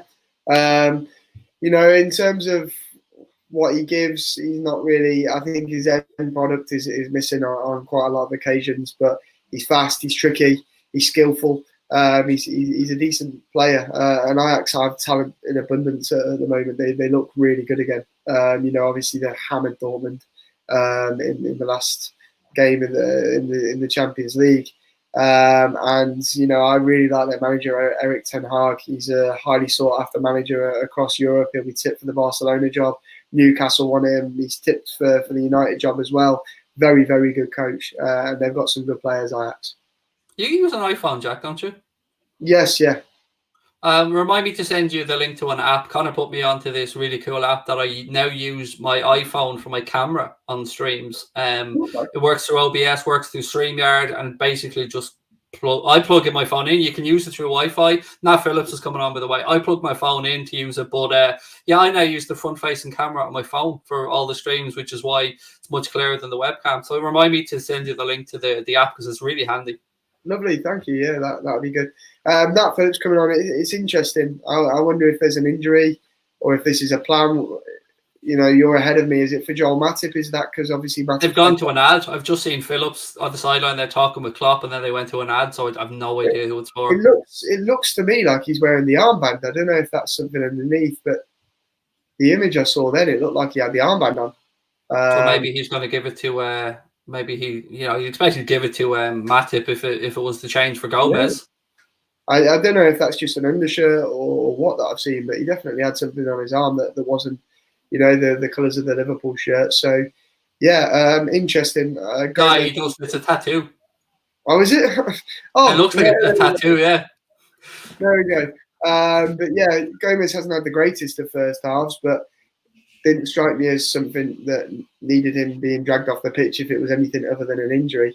Matip as well, I think it would be due to the amount of football he's played. But, Craig, I for one am delighted to see Nat Phillips back, playing for the first team again. He's very unlucky that he's more game time. Yeah, I think it will simply be that then. I don't think it'll be an injury. I think it'll be the amount of football Matip's played. Phillips deserves some football. He's a big reason that we've got Champions League football this season for his consistently good performances at the end of last year when he was thrown in the deep end. So for me, yeah, it's really good to see the crazy, absolutely madman that is Nat Phillips back on the pitch. And there's been lots of Ballon d'Or shouts this week, and I've not heard a single person mention the name Nat Phillips. I can't believe he's not made the top 40, Craig. Lewandowski messaged me and said if Nat Phillips doesn't get it ahead of him, he's not accepting the award if he wins it. Absolutely ridiculous. It really is. But yeah, apparently it's been leaked that Messi's got it. I've seen. So how? In what world is that like justified? In what world? Like Lewandowski deserves him for the season before. His form is carried over. Do you know what? If it was me and you want to be really pedantic about it, just give it to N'Golo Kante. Yeah, absolutely. Anyone but Jorginho. That would be, yeah. I mean, for me to see Jorginho pick up a Ballon d'Or when Virgil van Dijk didn't get one, to me, it would just be a joke.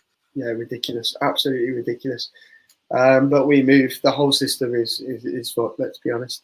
Messi again. So Barcelona win fuck all last year. Maybe the cup. I can't remember if they won the cup or not, but I think they did win the cup actually, or the Super Cup. One of the other. They won one stupid trophy, but none of the major trophies. Didn't win the Liga. Atleti won that. Didn't win the Champions League, and yet somehow they'll find a way to give it to fucking Messi. I don't know. To be fair though, Craig, I think Messi's had a good season still, nonetheless. You know, he won the Copa America. Yeah, he's a victim of his own success, really, Messi, because he produces. Tacky. Sorry, there was a ball into the box there. Minamino couldn't sort his feet out, and should have done better. But a lovely ball. Who was it? Was it Oxlade-Chamberlain? I think they played the ball in. I think so. He just couldn't sort his feet out. Yeah, it was a great ball in from Chamberlain. Yeah, no, I think that's what we're trying to do, the long balls. But as I was saying, you know, Messi's a victim of his own success. He gets the numbers like he did last season.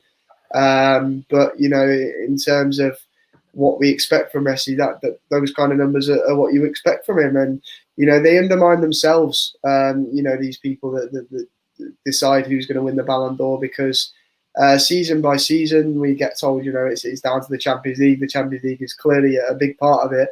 And then look at, you know, Messi and Barcelona last season. They came nowhere near it. It should really be someone from Chelsea and Man City, you know, if they follow what, you know, they've done in recent years. I think Lewandowski will feel very aggrieved as well. He's had a very good season.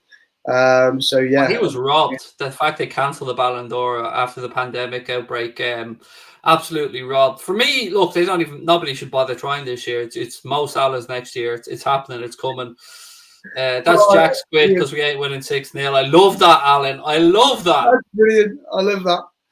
Well played. I seen the super chat without any chat, and I'm thinking, I sent a quid. All right, that's nice. But then, yeah, that explains it. There you go. I love it. Well, but he's looking out for you, Jack. You love to see it. Well, there you go. It'll fund the pound for 6-0 against Brighton at the weekend. Just one caveat to it, and I'm going to add this in. This isn't from Alan. You're not allowed to spend it on Pepsi Max. Okay, I promise. But well played, Alan. I love that. Well played, mate. That's. I love when people know the inside jokes and get them like that. So well played, Alan. And definitely no Pepsi Max. Well, you know, you've corrupted my son Lucas as well, Jack. By the way, he's now a Pepsi Max drinker. Good lad, Lucas. That's the way forwards. You don't want any of the metallic Coke. Pepsi Max, mate. It's the best. I don't like it. Mate. I'm suspicious of it. Yeah, I hope we get a goal in this game soon. It's 49 minutes on the clock, still 0-0. But I think we've started brighter in the second half here. I think Klopp's obviously gotten into the lads at halftime and told them what he expected. Again, Chamberlain's the one that's trying to make everything tick. He's definitely playing in that quarterback role tonight, dropping in, picking up the ball and spraying passes out, which is good to see. But, you know, hopefully we can pick out that one bit of brilliance, mate. And Origi's been invisible. Let's be honest, he's been absolutely invisible in this game, whether it be because they haven't been able to pick out his runs or whatever, I don't know. But yeah, he's been good this season, Divock, when I've seen him. I want to give him credit on that, but tonight it just hasn't been his game for me. Yeah, there was a moment earlier where he produced a good pass, but other than that, he's done fuck all, really. You know, it's one of them, isn't it? Where, as I said, a lot of the front four have been very static at times. And it's like you say, it's disappointing because at times this season he's really impressed me, Divock Origi, after he was slated in the summer by many and expected to leave. But yeah, tonight has not been Divock Origi's night, that's for sure. Yeah, and I want to echo what you said. I was one of those people in the summer who were very, very critical of Origi last season. But I will say and hold my hands up and say that what I've seen of him so far this season, I've been very impressed. He looks hungry. He looks like he's more switched on than he was last season, where I'll be honest, Jack, sometimes I thought he just looked disinterested. Yeah, he looked like a player who wanted to prove a point. When I've seen him this season, especially when he had that first start of the season against Milan, everyone was shocked. You get your typical toys out the cot when you see the team sheet and it's not our strongest side. But yeah, he produced a really good performance. And then, that wasn't his only one this season. He's looked very good at times, Divock Origi. He was good against Norwich, of course, as well. I think, he was a shout for man of the match that game. But tonight he really has been invisible. So yeah, I think it's not just his fault though. I think the service hasn't been there. I think it's been typical Origi as well, where Preston have clearly set up in this shape. They've set up to try and frustrate and look strong defensively with the way they've set up. And Divock Origi just doesn't have the movement. He doesn't move enough, Craig, and it's really, really frustrating. That's the frustrating thing about Origi. He just stands there. He's very, very lazy at times. We know he's capable of wanting it and producing energy. Good ball in there from Simicast. I cringed during the week when I heard Pep Linder say he's a world-class finisher. I mean, I just thought, oh, Jesus, Pep, what have he said? Yeah, he's a good finisher half the time at best. But no, it's disappointing when you see him perform like this because he's got it in his locker. But we see this Divock Origi too frequently. And like I say, the service hasn't been great tonight, so I won't put it purely on Divock. But knowing our luck, Craig, he's going to go and score the winner now. I'll be more than happy if he did. Yeah. I'll be more than. I mean, again, we spoke about Chamberlain and hoping that he stands out on the pitch today. I think it's fair. He's standing out to me. He's the one player that's really looking to make something tick. I've been impressed with the intelligence of Tyler Morton as well. I mean, really is just taking up good positions, picking out good passes. There's a lot to like about that young man. Yeah, Tyler Morton's been the one for me that's been impressive. I think as far as is concerned, he stands out because we see him move so much when he's not on the ball and out of possession, and when he's on the ball, he's looking up, he's trying to create something. But I think his passes haven't been great at times. At times he's picked the wrong pass as well and wasted possession. Tyler Morton's the one for me who slotted right into to this kind of football. First team football, he looks brilliant. His footballing brain is phenomenal. A very good passer of the ball. Someone to keep our eye on, Craig, because he's making it look easy out there. Yeah, that is the sign of the great players, isn't it? Everything looks too easy. It looks like they see the game half a second ahead of the rest of us. And yeah, been impressive from him. So I don't think the issue today has really been with midfield. I think it's more that final link up between midfield and attack. And I'd like to see a bit more from Curtis Jones, dare I say it, in this game. I'd like to see him grab up by the scruff of the neck and maybe make one of those bursting runs into the penalty area. Here's Origi taking up a good position again at the head of the line, but good work by Ox. Again, he moves to that left side too. Curtis Jones, opportunity here perhaps. Jones cuts back in, gives it back to Oxlade-Chamberlain. Again, it's just too condensed. Strike! Oh! I wasn't too far away from the Ox. Oh, it's a good effort. It's looking better now, Craig. I just wanted to put this comment on the stream because it's incredibly difficult at times to do commentary on a game where nothing's particularly is happening. But that was lovely from Ox. It was the turn first of all, and then we know Ox is capable of scoring from there. So yeah, good effort from Ox, and it's looking better. The opening 8 minutes of this second half has been a lot better. It took a second change here. Second change. Blair is off to be replaced by Connor Bradley. So will we see Bradley go down that right-hand side like I spoke about before, perhaps? Potentially. Either him or Nico will play that role. Both capable of doing it. Both like to play high up the pitch when they're playing right back anyway. I can see a puff of air there from Blair. I think he's partly blowing and partly frustrated with that performance, but he's still got to be very proud. His debut for Liverpool Football Club, has never played for even the under-23s, and it's been a frustrating night for everyone, not only Harvey Blair, but fair play to him, and hopefully we see a lot more of Harvey Blair in years to come. On this one, thank you, Herman, for the super chat, mate. You're very kind. Could we get Rafinha at a cheaper price than usual with Leeds struggling? I don't think we'd get him at a cheaper price, but the good thing about Rafinha for me, Jack, is who represents him. So we've seen Deco speaking about him. You know, Deco obviously worked with the same agency that we signed Jota from, Fabinho from. So, you know, I think Rafinha moves on at the end of this season one way or the other. I think he was waiting to see if Bielsa signed that new one-year contract. As we know, Marcelo Bielsa only goes in one-year intervals. But I think Rafinha will be available, and I don't think there will be I don't think there'll be a lack of options for him, and I wouldn't mind him at Liverpool, Rafinha. Yeah, his agent himself has confirmed that we're interested, hasn't he? I believe I saw an article on One Football about that recently. But yeah, he's a player that I wouldn't mind. I think he's an exceptional player. I don't think Leeds will struggle for long. They've got a lot of injuries. You know, they're missing some key players. Calvin Phillips has missed a large part at the start of the season. Patrick Bamford's been injured. Obviously, they've had Rafinha injured as well. I don't think the problem Leeds are currently having goes on for very long. But yeah, Rafinha, I think, is a player that many Leeds. I think we've got a broken or dislocated finger here by the looks of it, mate. Not for us, thankfully, but for Preston. And yeah, he's gone down. I don't know what happened, but Origi's hovering around, so maybe Origi was involved. Yeah, it looks. He's waving his hand around. Yeah, it's a dislocated, a broken finger. Yeah, Maguire. He's pushing it back in. Oh, God bless him. That anyone that's had that and dislocated will know that hurts.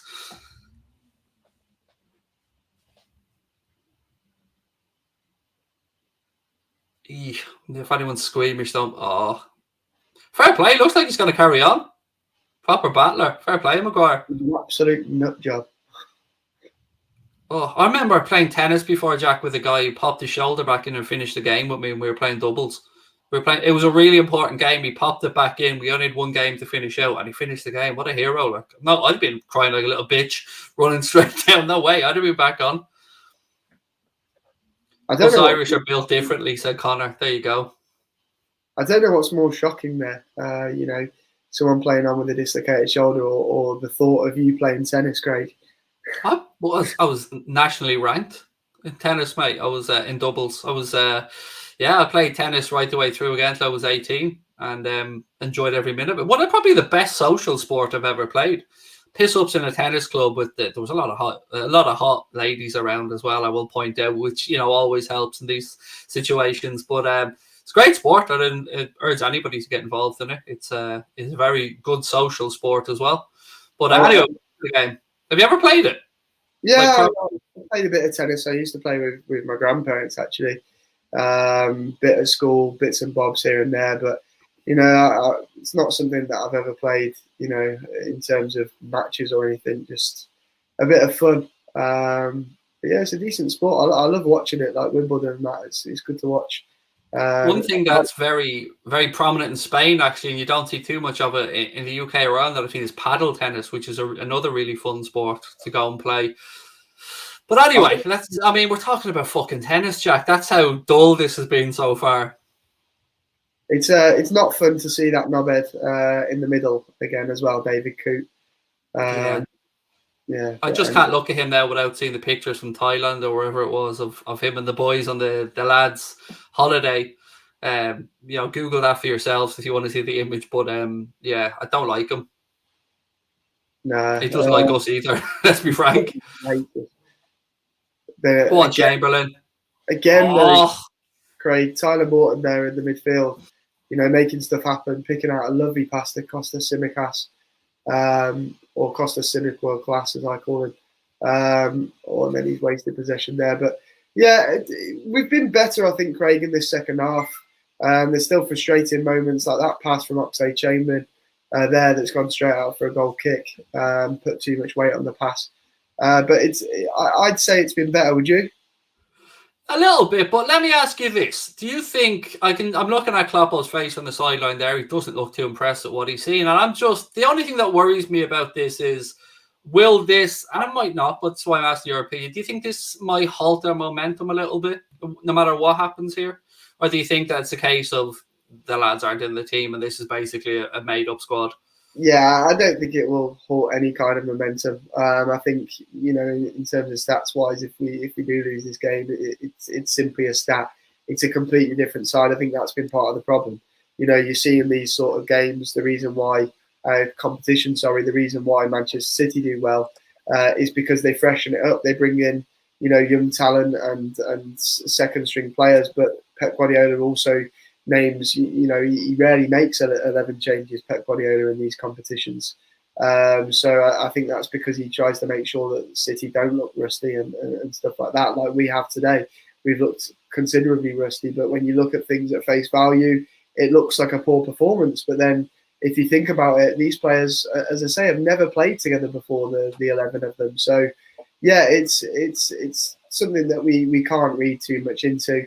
There's been some positive signs, but we just need to, last half an hour here, we need to find something special, which would show, the golfing class between the two sides, because we were lucky in the first half. Go on. Sorry, mate. Go on. Oh, yes! Go on! 1-0. Takumi Minamino. It is 1-0. And absolutely fantastic work as well from Nico Williams down the right-hand side and Bradley. Absolutely wonderful little flick there from Minamino to make it 1-0. There we go. Boom. Scout Samurai. 1-0. Yeah. I told you he looked mean, Jack. I told you he looked focused in that image. I literally just saw it then. What a finish from Minamino, by the way. Let's not take it off in that. I think it was a lovely ball. I can't think who that was. Was that Tyler Morton again who picked out the pass to Nico Williams? I think it was. Great work from Nico, by the way. Lovely turns his man inside out. But it is again, Craig. Oh, is he? A very, very good run from Nico Williams. But what a ball, Craig. Tyler Morton, then brilliant work. Finished as well. And then the finish from Takumi Minamino is a touch of class. It really is. And he loves scoring in this competition, doesn't he? He loves it. And as I said to you beforehand, watch him score today and then disappear again. But that was not an easy finish. But again, massive shout out to Nico Williams on the right-hand side, because that was exceptional play. Very close to being offside, but I think he was level, if I'm being honest with you, Nico. As I say, Craig, again, that's coming from Morton dictating the play in that midfield. It's a lovely ball over the top to Williams. There's still a lot for Williams to do, which he does exceptionally as well. But I said, didn't I? We've been poor, but the difference in the sides is we have some top quality players. The Preston have championship level players. We've still got, it may be our second string side, but there's still some top quality talent in there, both young and experienced. And we saw there some very good young talent combining in Tyler Morton and Nico Williams, and then a touch of class from Takumi Minamino with the finish. And that's all these games take, Craig. One moment of magic, and that's what that entire move was. Tyler Morton, get him a 1 billion buyout clause immediately. Go full on Barcelona on this, because he looks like a good player, Jack. I was going to say I don't want to get too carried away, but I absolutely do. Yeah, Tyler Morton looks outstanding. Did I see Bayern are getting spanked 5-0 there? Yeah. I've been so impressed with Morton, both in this game and against Norwich in the previous round. He slots in. He looks like he's been playing first team football for years, Craig. He really does. And like I said earlier, he's got a real eye for a pass, and he showed it again there. Picks up the ball in the midfield area, looks up, finds a lovely ball to Nico Williams, who, as I said, you have to give him credit as well, because it's not just the work he does with the ball, Nico, but he times his run to perfection. He's just onside. He's run his time brilliantly, and he knows that ball is coming from Tyler Morton, and those two have played together quite a few times in the under-23s, and they see each other very, very well there. His assist against Watford was phenomenal as well. Nico Williams, when he came on, proper bursting into, it's similar to that, burst into the penalty area. And the hardest part of it all, Jack, is the very last part, picking your man out. And it was a bit of a shinner, as you said, off his shin, but it doesn't matter. It was a great ball from Nico Williams, and delighted for the young man. Have to say, delighted for him. Yeah, it was a special finish though from Minamino. It comes off his shin, but to get his body in a position where he was able to get on that, it was clever from Minamino. But his job was made slightly easier by the brilliant work of Nico Williams, and before that Tyler Morton, who is on the ball again now. And yeah, just phenomenal performance from Tyler Morton, who for me at the minute, Craig, 25 minutes or so left to go, he's man around the match so far. I don't disagree with you at all. I think we've got exactly what we'd hoped to see from Tyler. Look, another little flick around the corner there. He's certainly not lacking in confidence either, which is great to see. And I love these, Jack. I love when each season we get one of these guys that, we hear about the Curtis Jones, the Harvey Elliott. We hear about the guys coming through. We knew of Sterling. But I love when somebody like Tyler Morton comes almost out of nowhere to many of us. And we get to see those silky skills. And it's another feather in Klopp's cap, bringing everybody onto the same campus there at Kirby and being able to show the lads a pathway through. And no doubt Tyler Morton will have been training very regularly with the first team lads now. And he looks like he's got with the injuries in midfield, Jack, dare I say, you never know. He could be in a few match day squads. Yeah, absolutely. And I'll tell you what as well, Craig, he's the sort of player that Pep Linders would absolutely adore. He's spoken highly before of Leighton Clarkson, and there are similarities between the two, him and Tyler Morton. Tyler Morton, though, has certainly produced two performances, both here and against Norwich, that I think we've seen Clarkson do when he's played first-team football. But with that being said, we've also seen Clarkson play some good performances and settle in nicely when he played in the Champions League last season as well, of course, too. So we've got two very, very good young midfielders on our hands here, and it's brilliant to see. Again, just seeing a replay of it, you love to see it. And look, we needed it, Jack. We needed that bit of breathing space there because Preston certainly finished the first half better. But as you said, it looked like we were starting to figure things out. And now the guys look like they have a bit of a pep in their step. Now they want to push on and get the second and really finish this game off. Yeah, you have to feel slightly for Preston, don't you? Because, it was our first real chance. It's our first proper chance. And we've taken it. But like I say, when you're a side like Preston, when you have a team like Liverpool coming to you that no matter who we play, no matter what side we play, we've got talent there in abundance. And it only takes one opportunity like that where we work it really, really well and a goal comes from it. And it's good for us because I think, as I said, it was a flat, rusty performance for the first hour of this game, but it only takes one moment. Why, when you said that, did "It Only Takes a Minute, Girl" come into my head? By the way, shout out to your hoodie there. I have that hoodie in black and in camo as well, the Air Jordan one. It's nice, isn't it? I like it. They're very comfortable. Yeah, yeah, they're really comfortable. Another substitution here for Preston, number 3 replacing number 32. Again, I'll wait till the graphic comes up. I'll nix guys. There we go. Cunningham coming off to be replaced by Josh Earl. Greg Cunningham, Irish player, coming off to be replaced by Josh Earl. But 22 to go, 1 quarter of the game. Hopefully, Jack, the bonus from this goal will be the Klopp doesn't have to look to Bobby or Diogo and bring either of those guys off the bench, leave them fresh for the weekend. Yeah, absolutely. Like I say, I'd like to see Dixon Bonner come on. That'd be nice to see. Potentially for Curtis Jones, obviously he's been out with an injury. He might have to play at the weekend as well with our midfield woes. So yeah, fingers crossed we get to see Dixon Bonner later on. Spurs have gone 1-0 up apparently as well, according to the chat. Thank you guys for that one. Lucas Moura scored. I like him. I've always thought since he went to Spurs that there's something about Lucas Moura that there's a better player in there than we see on a consistent basis, I should say, because he does have flashes of brilliance. But yeah, I put him in the mercenary bunch when he was at PSG, to be honest. But I've been impressed with him when he's been at Spurs, and he's been on form because he loves the League Cup, by the way, for some reason as well. Lucas Moura, he always seems to pop up with a goal in the League Cup. Yeah, I was literally going to say when you mentioned him, that's the one thing that lets him down: consistency. There's no doubting his ability. He has flashes. We saw, against Ajax in that second leg of the semi-final of the Champions League, the year where obviously we battered them in Madrid. But for me, he just doesn't show it on a consistent basis. Kind of like the Ox conversation we had earlier on. And just to reply to Bish, who said, didn't Dixon Bonner play last night for the under-23s? He did, yes, which is why it was no shock to see him on the bench rather than starting here. But I still would be surprised. Ollie's at the wheel ringing around Deepdale, apparently. You love to see it. hopefully for a very long time he's at that wheel as well. Absolutely, lifetime contract, Yeah. 100%. He's the deserves man. it. He deserves it. He's the man that will lead them all the way, clearly. You know, one man who's probably sitting back now and looking at the situation and going, should have gave me a bit longer is David Moyes, because he has absolutely proven himself once again to be a very good manager. Did a great job at Preston before he moved to Everton. Obviously did a pretty good job at Everton. Went to the United job, didn't get long enough, didn't work out for whatever reason, but he's gone back and done an excellent, excellent job at West Ham. Excellent. Whoever followed Fergie was always going to struggle. And, you know, they gave it to David Moyes, who was going to certainly need time.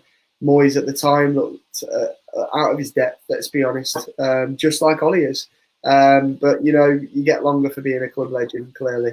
But David Moyes at West Ham has got exactly what he got at Everton. He's got his outlet in Souček, which, you know, at Everton he had Fellaini. He's got a good striker who's physical as well as rapid, and a good finisher in Antonio. He's got strong fullbacks. It mirrors, you know, the Everton team of old for David Moyes, in my opinion, and West Ham look very, very good under him. Yeah, they're very good to watch as well, West Ham. I like watching them as a neutral. Like they're very watchable. Like Brentford, I like watching them as well. Yeah, They're another side. West Ham play exactly how United should play. You know, they play very good on the counter attack. That's what worked for them so well last season. And, you know, I think a lot of people thought, would they be, you know, a one-season wonder? Would they struggle this year, being in Europe as well? But no, they've impressed at the start of the season. They're sat in fourth in the Premier League at the moment. They've won every game in Europe so far. They've got a strong squad, a strong manager, and they play good football. And, you know, it just shows how quickly things can change, can't it? Because it wasn't long ago that they were just avoiding relegation season by season, and they've brought in Moyes. They've brought in a couple of new players. They've changed the way they play. And all of a sudden, we're talking about a European side in the Hammers. Yeah, we're finally starting to see a little bit of an atmosphere at the London City Stadium, which was, I suppose, being used as the excuse for a long time about their lack of atmosphere, their lack of intensity, their lack of play. But you know, Moyes has certainly got a group of players there now. Look, Antonio just looks like a battering ram, doesn't he? I mean, for somebody who isn't a natural centre forward, he's certainly taken to the position very well. What a run that was, by the way. Yeah, it was great, wasn't it? I was just watching the replay. Yeah. Oh, little 1-2. Oh, lucky Taki. Tried to pick out Oxlade-Chamberlain there on the 1-2 again. The confidence is certainly up now, Jack. I think it's fair to say. Yeah, certainly. We're playing like we should have started, really. But as I said before, it took us an hour really to get out of that rustiness. The goal has clearly given the lads a bit of confidence. It's also clearly taken something out of Preston. And Deepdale, really. Deepdale looks flat, really, from the Preston section of it. So, yeah, it seems like the game's been changed, by that goal, as we knew it would. It's not quite been a 6-0, has it? It's been a complicated fixture for a heavily changed red side. But I think the important thing in this game wasn't the performance. It was putting ourselves in that last state, and it looks like, touchwood, Craig, we've done that. Just confirmation as well that this means Preston are clearly a far better side than Manchester United. Just putting it out there. Confirms it, mate. Absolutely confirms it.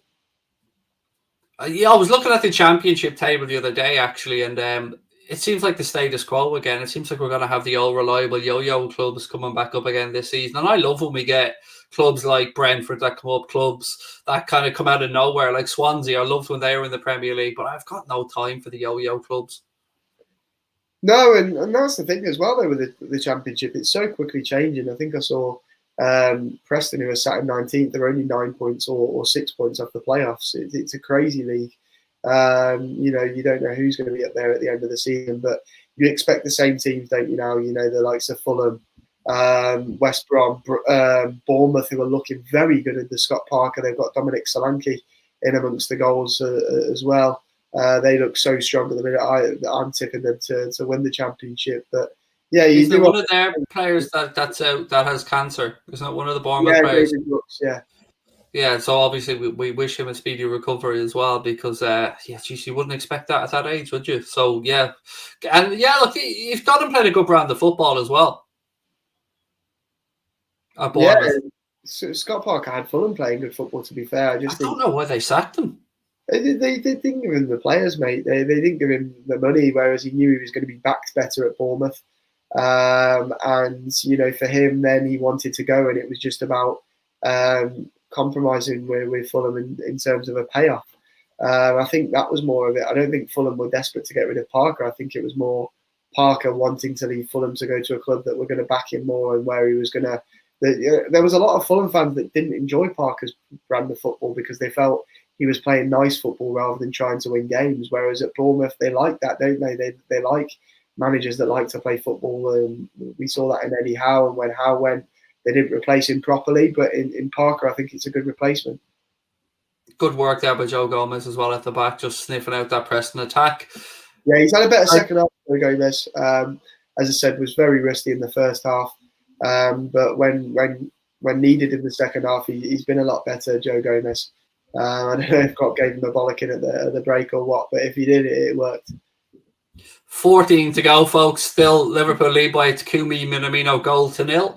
Not really been much goalmouth action in this game as a whole. It's been a lot of decent play, but not really much goalmouth action. Not really anything to stress about for Preston outside of that goal, which is nuts because it was Adrian that was forced into the saves in the first half, Jack.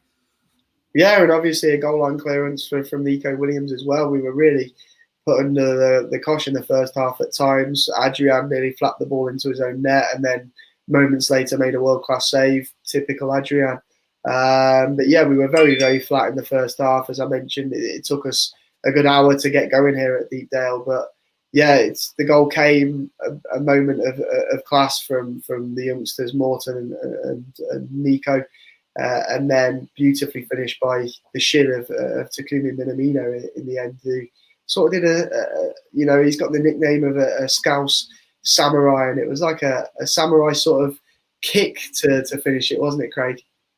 It was beautiful, yeah, it definitely was. And I hope that we can see this through now because Preston are going to come at us. They're going to try and make one last push here to get something from the game, and hopefully that allows a few spaces for us to exploit. But I got to say, again, we're now 77 minutes into the game.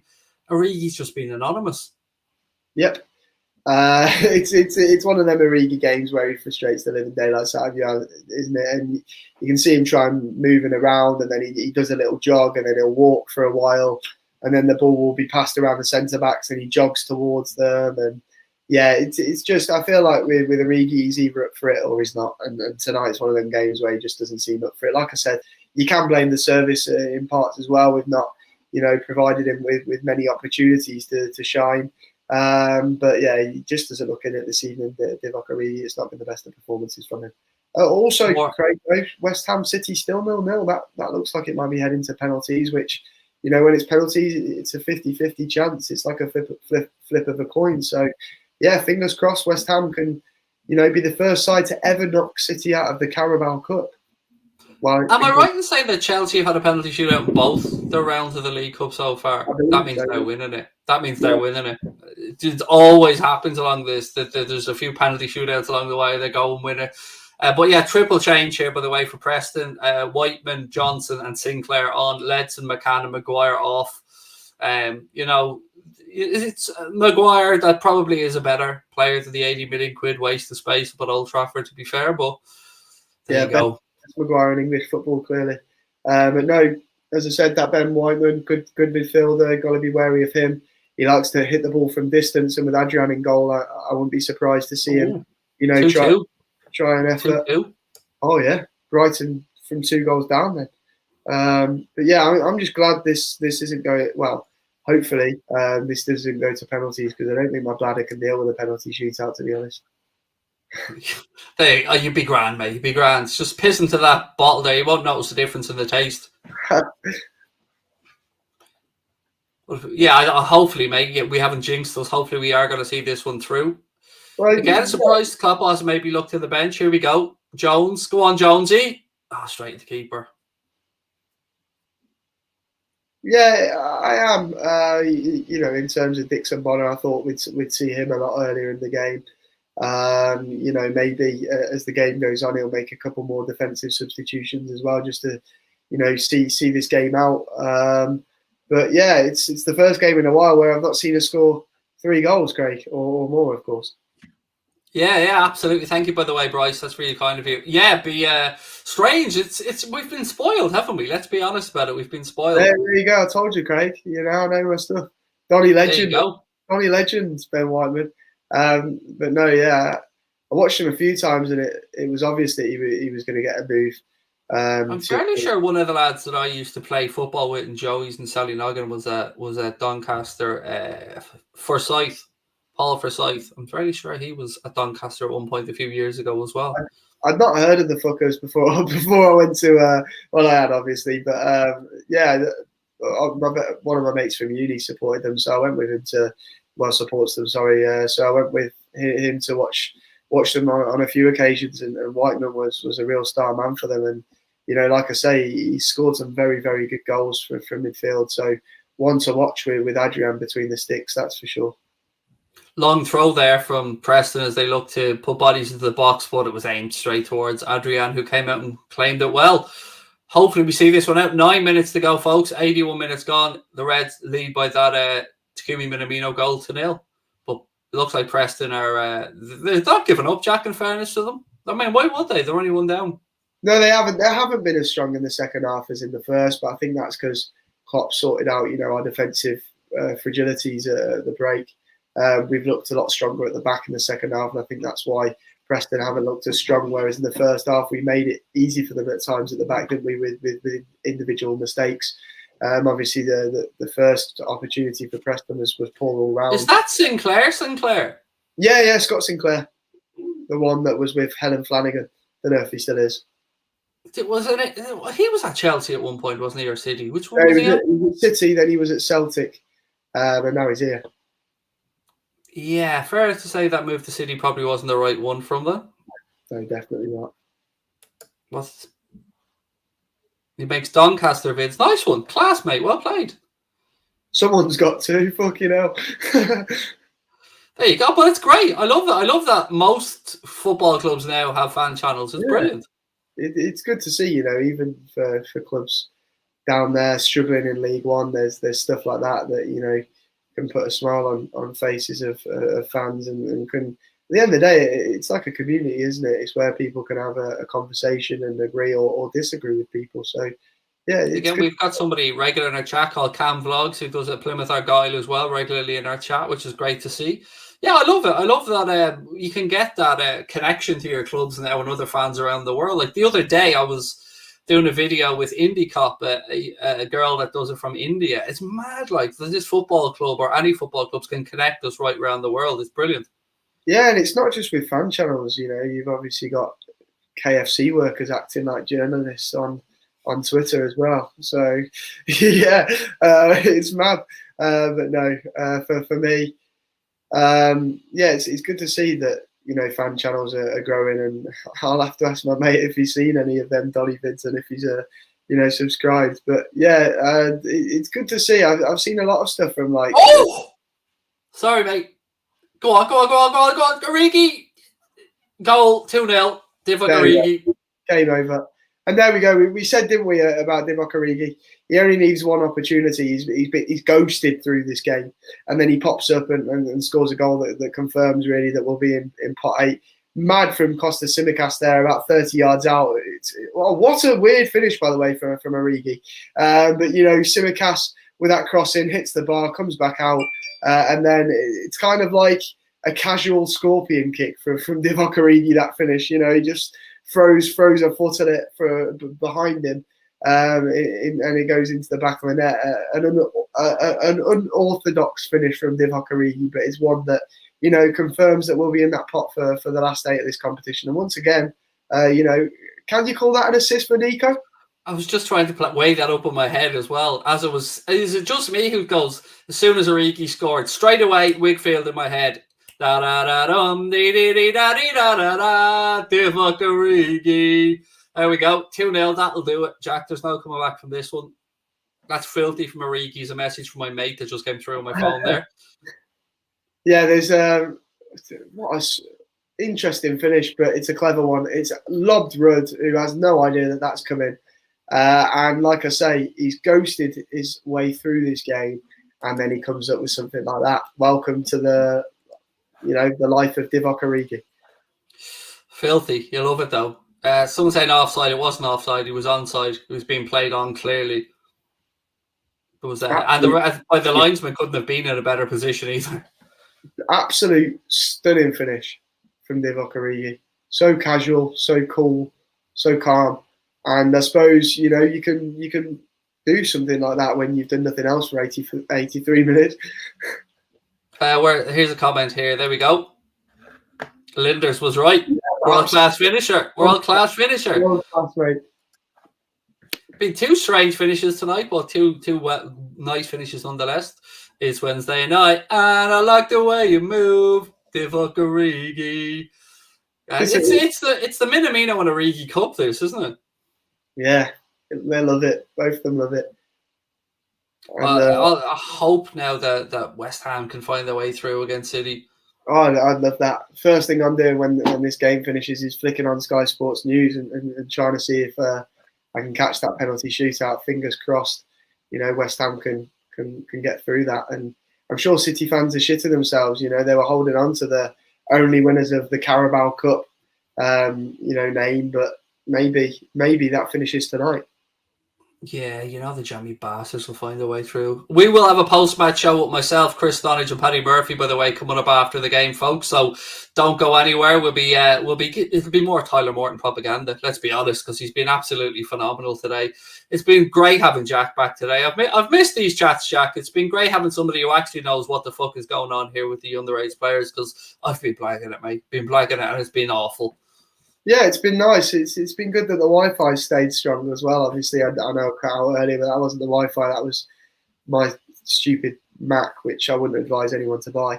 But yeah, it's good. Connor's missus just bought a brand new MacBook Air yesterday. To be fair, the MacBook Pros, they seem quite good, but the MacBook Airs, I wouldn't recommend. I've only had mine. Well, I say only. I've had it 4 years now, and since about a year and a half, it's just been so slow and just not great. It wasn't worth the money that I paid for it. I'd much rather spend more and get one of the Pros if I was to go back in time. I had them. I have had all three. I started off with a MacBook Air, then I went to a MacBook Pro. But I really think for what we're doing, you need a PC. So when I changed to an iMac about a year ago, and oh my god, it's just heaven. It's heaven compared to the MacBooks. That's probably what I'll do when I'm settled with where I'll probably go out and buy a computer. Probably. I mean, it cost me about $3,500, and I was nearly crying paying for it, because I'm still paying it back, but worth every penny. It's better than a laptop these days. You've got your phones for doing things on the move and stuff like that. It's only for really being at home and stuff. I never bring a laptop anywhere, Connor. Oh, here we go. Chance of a third. Oh, should have squared it to Minamino. Nico wanted himself a goal. Who can blame him, to be fair? But yeah, chance there of a third, and it's a good save from the Preston keeper. Yeah, is that his first save, Craig? I think it is. It could be, Jack. It could be. First save. But yeah, Nico has every right to go for goal there. It would have been nice for him to square it to Minamino, make it 3, but he's got every right. 1-on-1, really, isn't it? And with the fact he's been heavily involved in both goals, really. Excuse me, Nico Williams. Fair play to him for going for goal. You can't begrudge him for that. It's one of them, isn't it? That if you don't score, you're called greedy. If you score, perfect decision. Yeah, it's one of them situations. Absolutely. So yeah, I don't begrudge him for giving that a go. Fair play to him. Shows he's a lad playing with confidence. Lovely little reverse ball as well to him from Origi. Yeah, absolutely. Look, I can't blame him. I'd have went for that as well. It is a corner, by the way, to Preston. Yeah. Down the far side, left-hand side. Last bit of defending, hopefully, to do. It'll be interesting to see how much time's added on. Ball headed back in. Of course, Nat Phillips is there. Of course he is.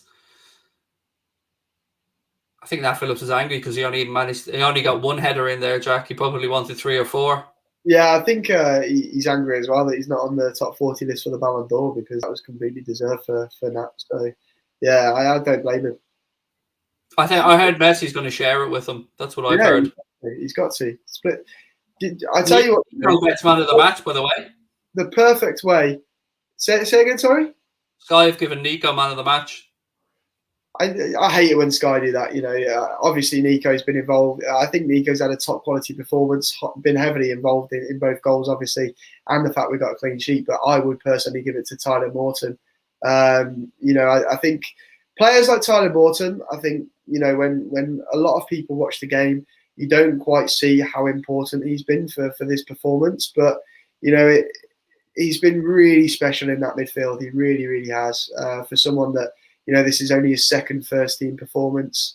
I'm so impressed, Craig. You know, I've watched a lot of Tyler Morton for our youth sides, of course, and we're about to see two changes. Owen Beck, the nephew of Ian Rush, and we will see Dixon Bonner for the last few minutes here. But yeah, I've been so impressed with Tyler Morton. I'm not taking anything away from Nico. I think he's been outstanding as well. But for me, I'd give man of the match to young Tyler. I had 3 minutes added on, of which we've had one. And yeah, as Jack, it's Curtis Jones and Alex Oxlade-Chamberlain who go off for Dixon Bonner and Owen Beck. So two players that you expect may have some involvement against Brighton at the weekend with our, you know, midfield problems. So yeah, I think those changes probably make sense there, and give Beck and Dixon Bonner a bit of a run around at the end here. But you were mentioning there, you know, Messi and Nat Phillips sharing the Ballon d'Or. You've got the perfect way of doing it. Just let Messi give Nat Phillips the trophy. Let Nat Phillips header the trophy, and there you go. You'll have it in half. Absolutely, this seems fair to me. It seems the only logical way of doing things. And just wave Cristiano Ronaldo as you're doing it. So what I mean, him at Oli FC. I wonder what goes through his head at the minute. I think he must be awake at night screaming into his pillow. Yeah. Because let's be honest, if United are in the Europa League next year, is he going to want to be there? Well, that's the thing as well. You know, you've got Varane there, who's won the Champions League 5 times. Ronaldo, who's there, who's won the Champions League 5 times. And United are going to make them play in the Europa League. It's mad. It's madness. But Ronaldo never should have gone back there. Never. You know, it was the wrong decision for Man United. They buckled. They signed him purely for the fact that if they didn't sign him, he was probably going to go to Manchester City. And you can't do that. And fair play, you know, he has popped up. He has scored some crucial goals for United since going there. But they've played the best football under Ole Gunnar Solskjaer. Here's a good one on screen there now, Jack. And he undermines that. Canada is a clean sheet at Old Trafford before Varane. Well, there we go then. We are just counting down the last few seconds. In fact, the referee does blow the whistle. Pretty perfect all in all for the manager. Jack, clean sheet, 2-goal win. Not having to bring any of the big boys off the bench. Minamino gets his goal. Origi gets his goal. Not a bad evening's work all in all. Yeah, not a bad evening. And you know, it wasn't the best of performances. Klopp at times looked frustrated on the touchline watching it. But we've come away. We're in the last 8 of the Carabao Cup. And, you know, as you say, clean sheet, some good things to take from it. Two good goals, 2 good finishes, really good performance by some of the youngsters in particular, you know, Morton and Nico. So, yeah, lots of positives to take from that. And as I say, job done. I think that's what we take from this, Craig. It absolutely is. Before this game, it wouldn't be, you know, the performance wouldn't be something that matters. It would be getting that last 8 and you know, let's see some good things from a couple of the youngsters, and that's what we had this evening. Absolutely. Look, thank you everybody for joining us. Great to see Jack back on again. I know he's dying to go for a wee now, so I'll let Jack run off. We'll be back in 5 minutes with a post-match reaction. So thank you very much for tuning in. Hit that subscribe button, drop a like on the video. As Jack said, the Reds have booked their place in the quarterfinal draw of the Carabao Cup, which takes place on Saturday on Soccer AM. And look, we'll keep you up to date with what's going on in the other games when we come back. But thank you to Jack. Thank you to you guys. We'll talk soon. Bye-bye.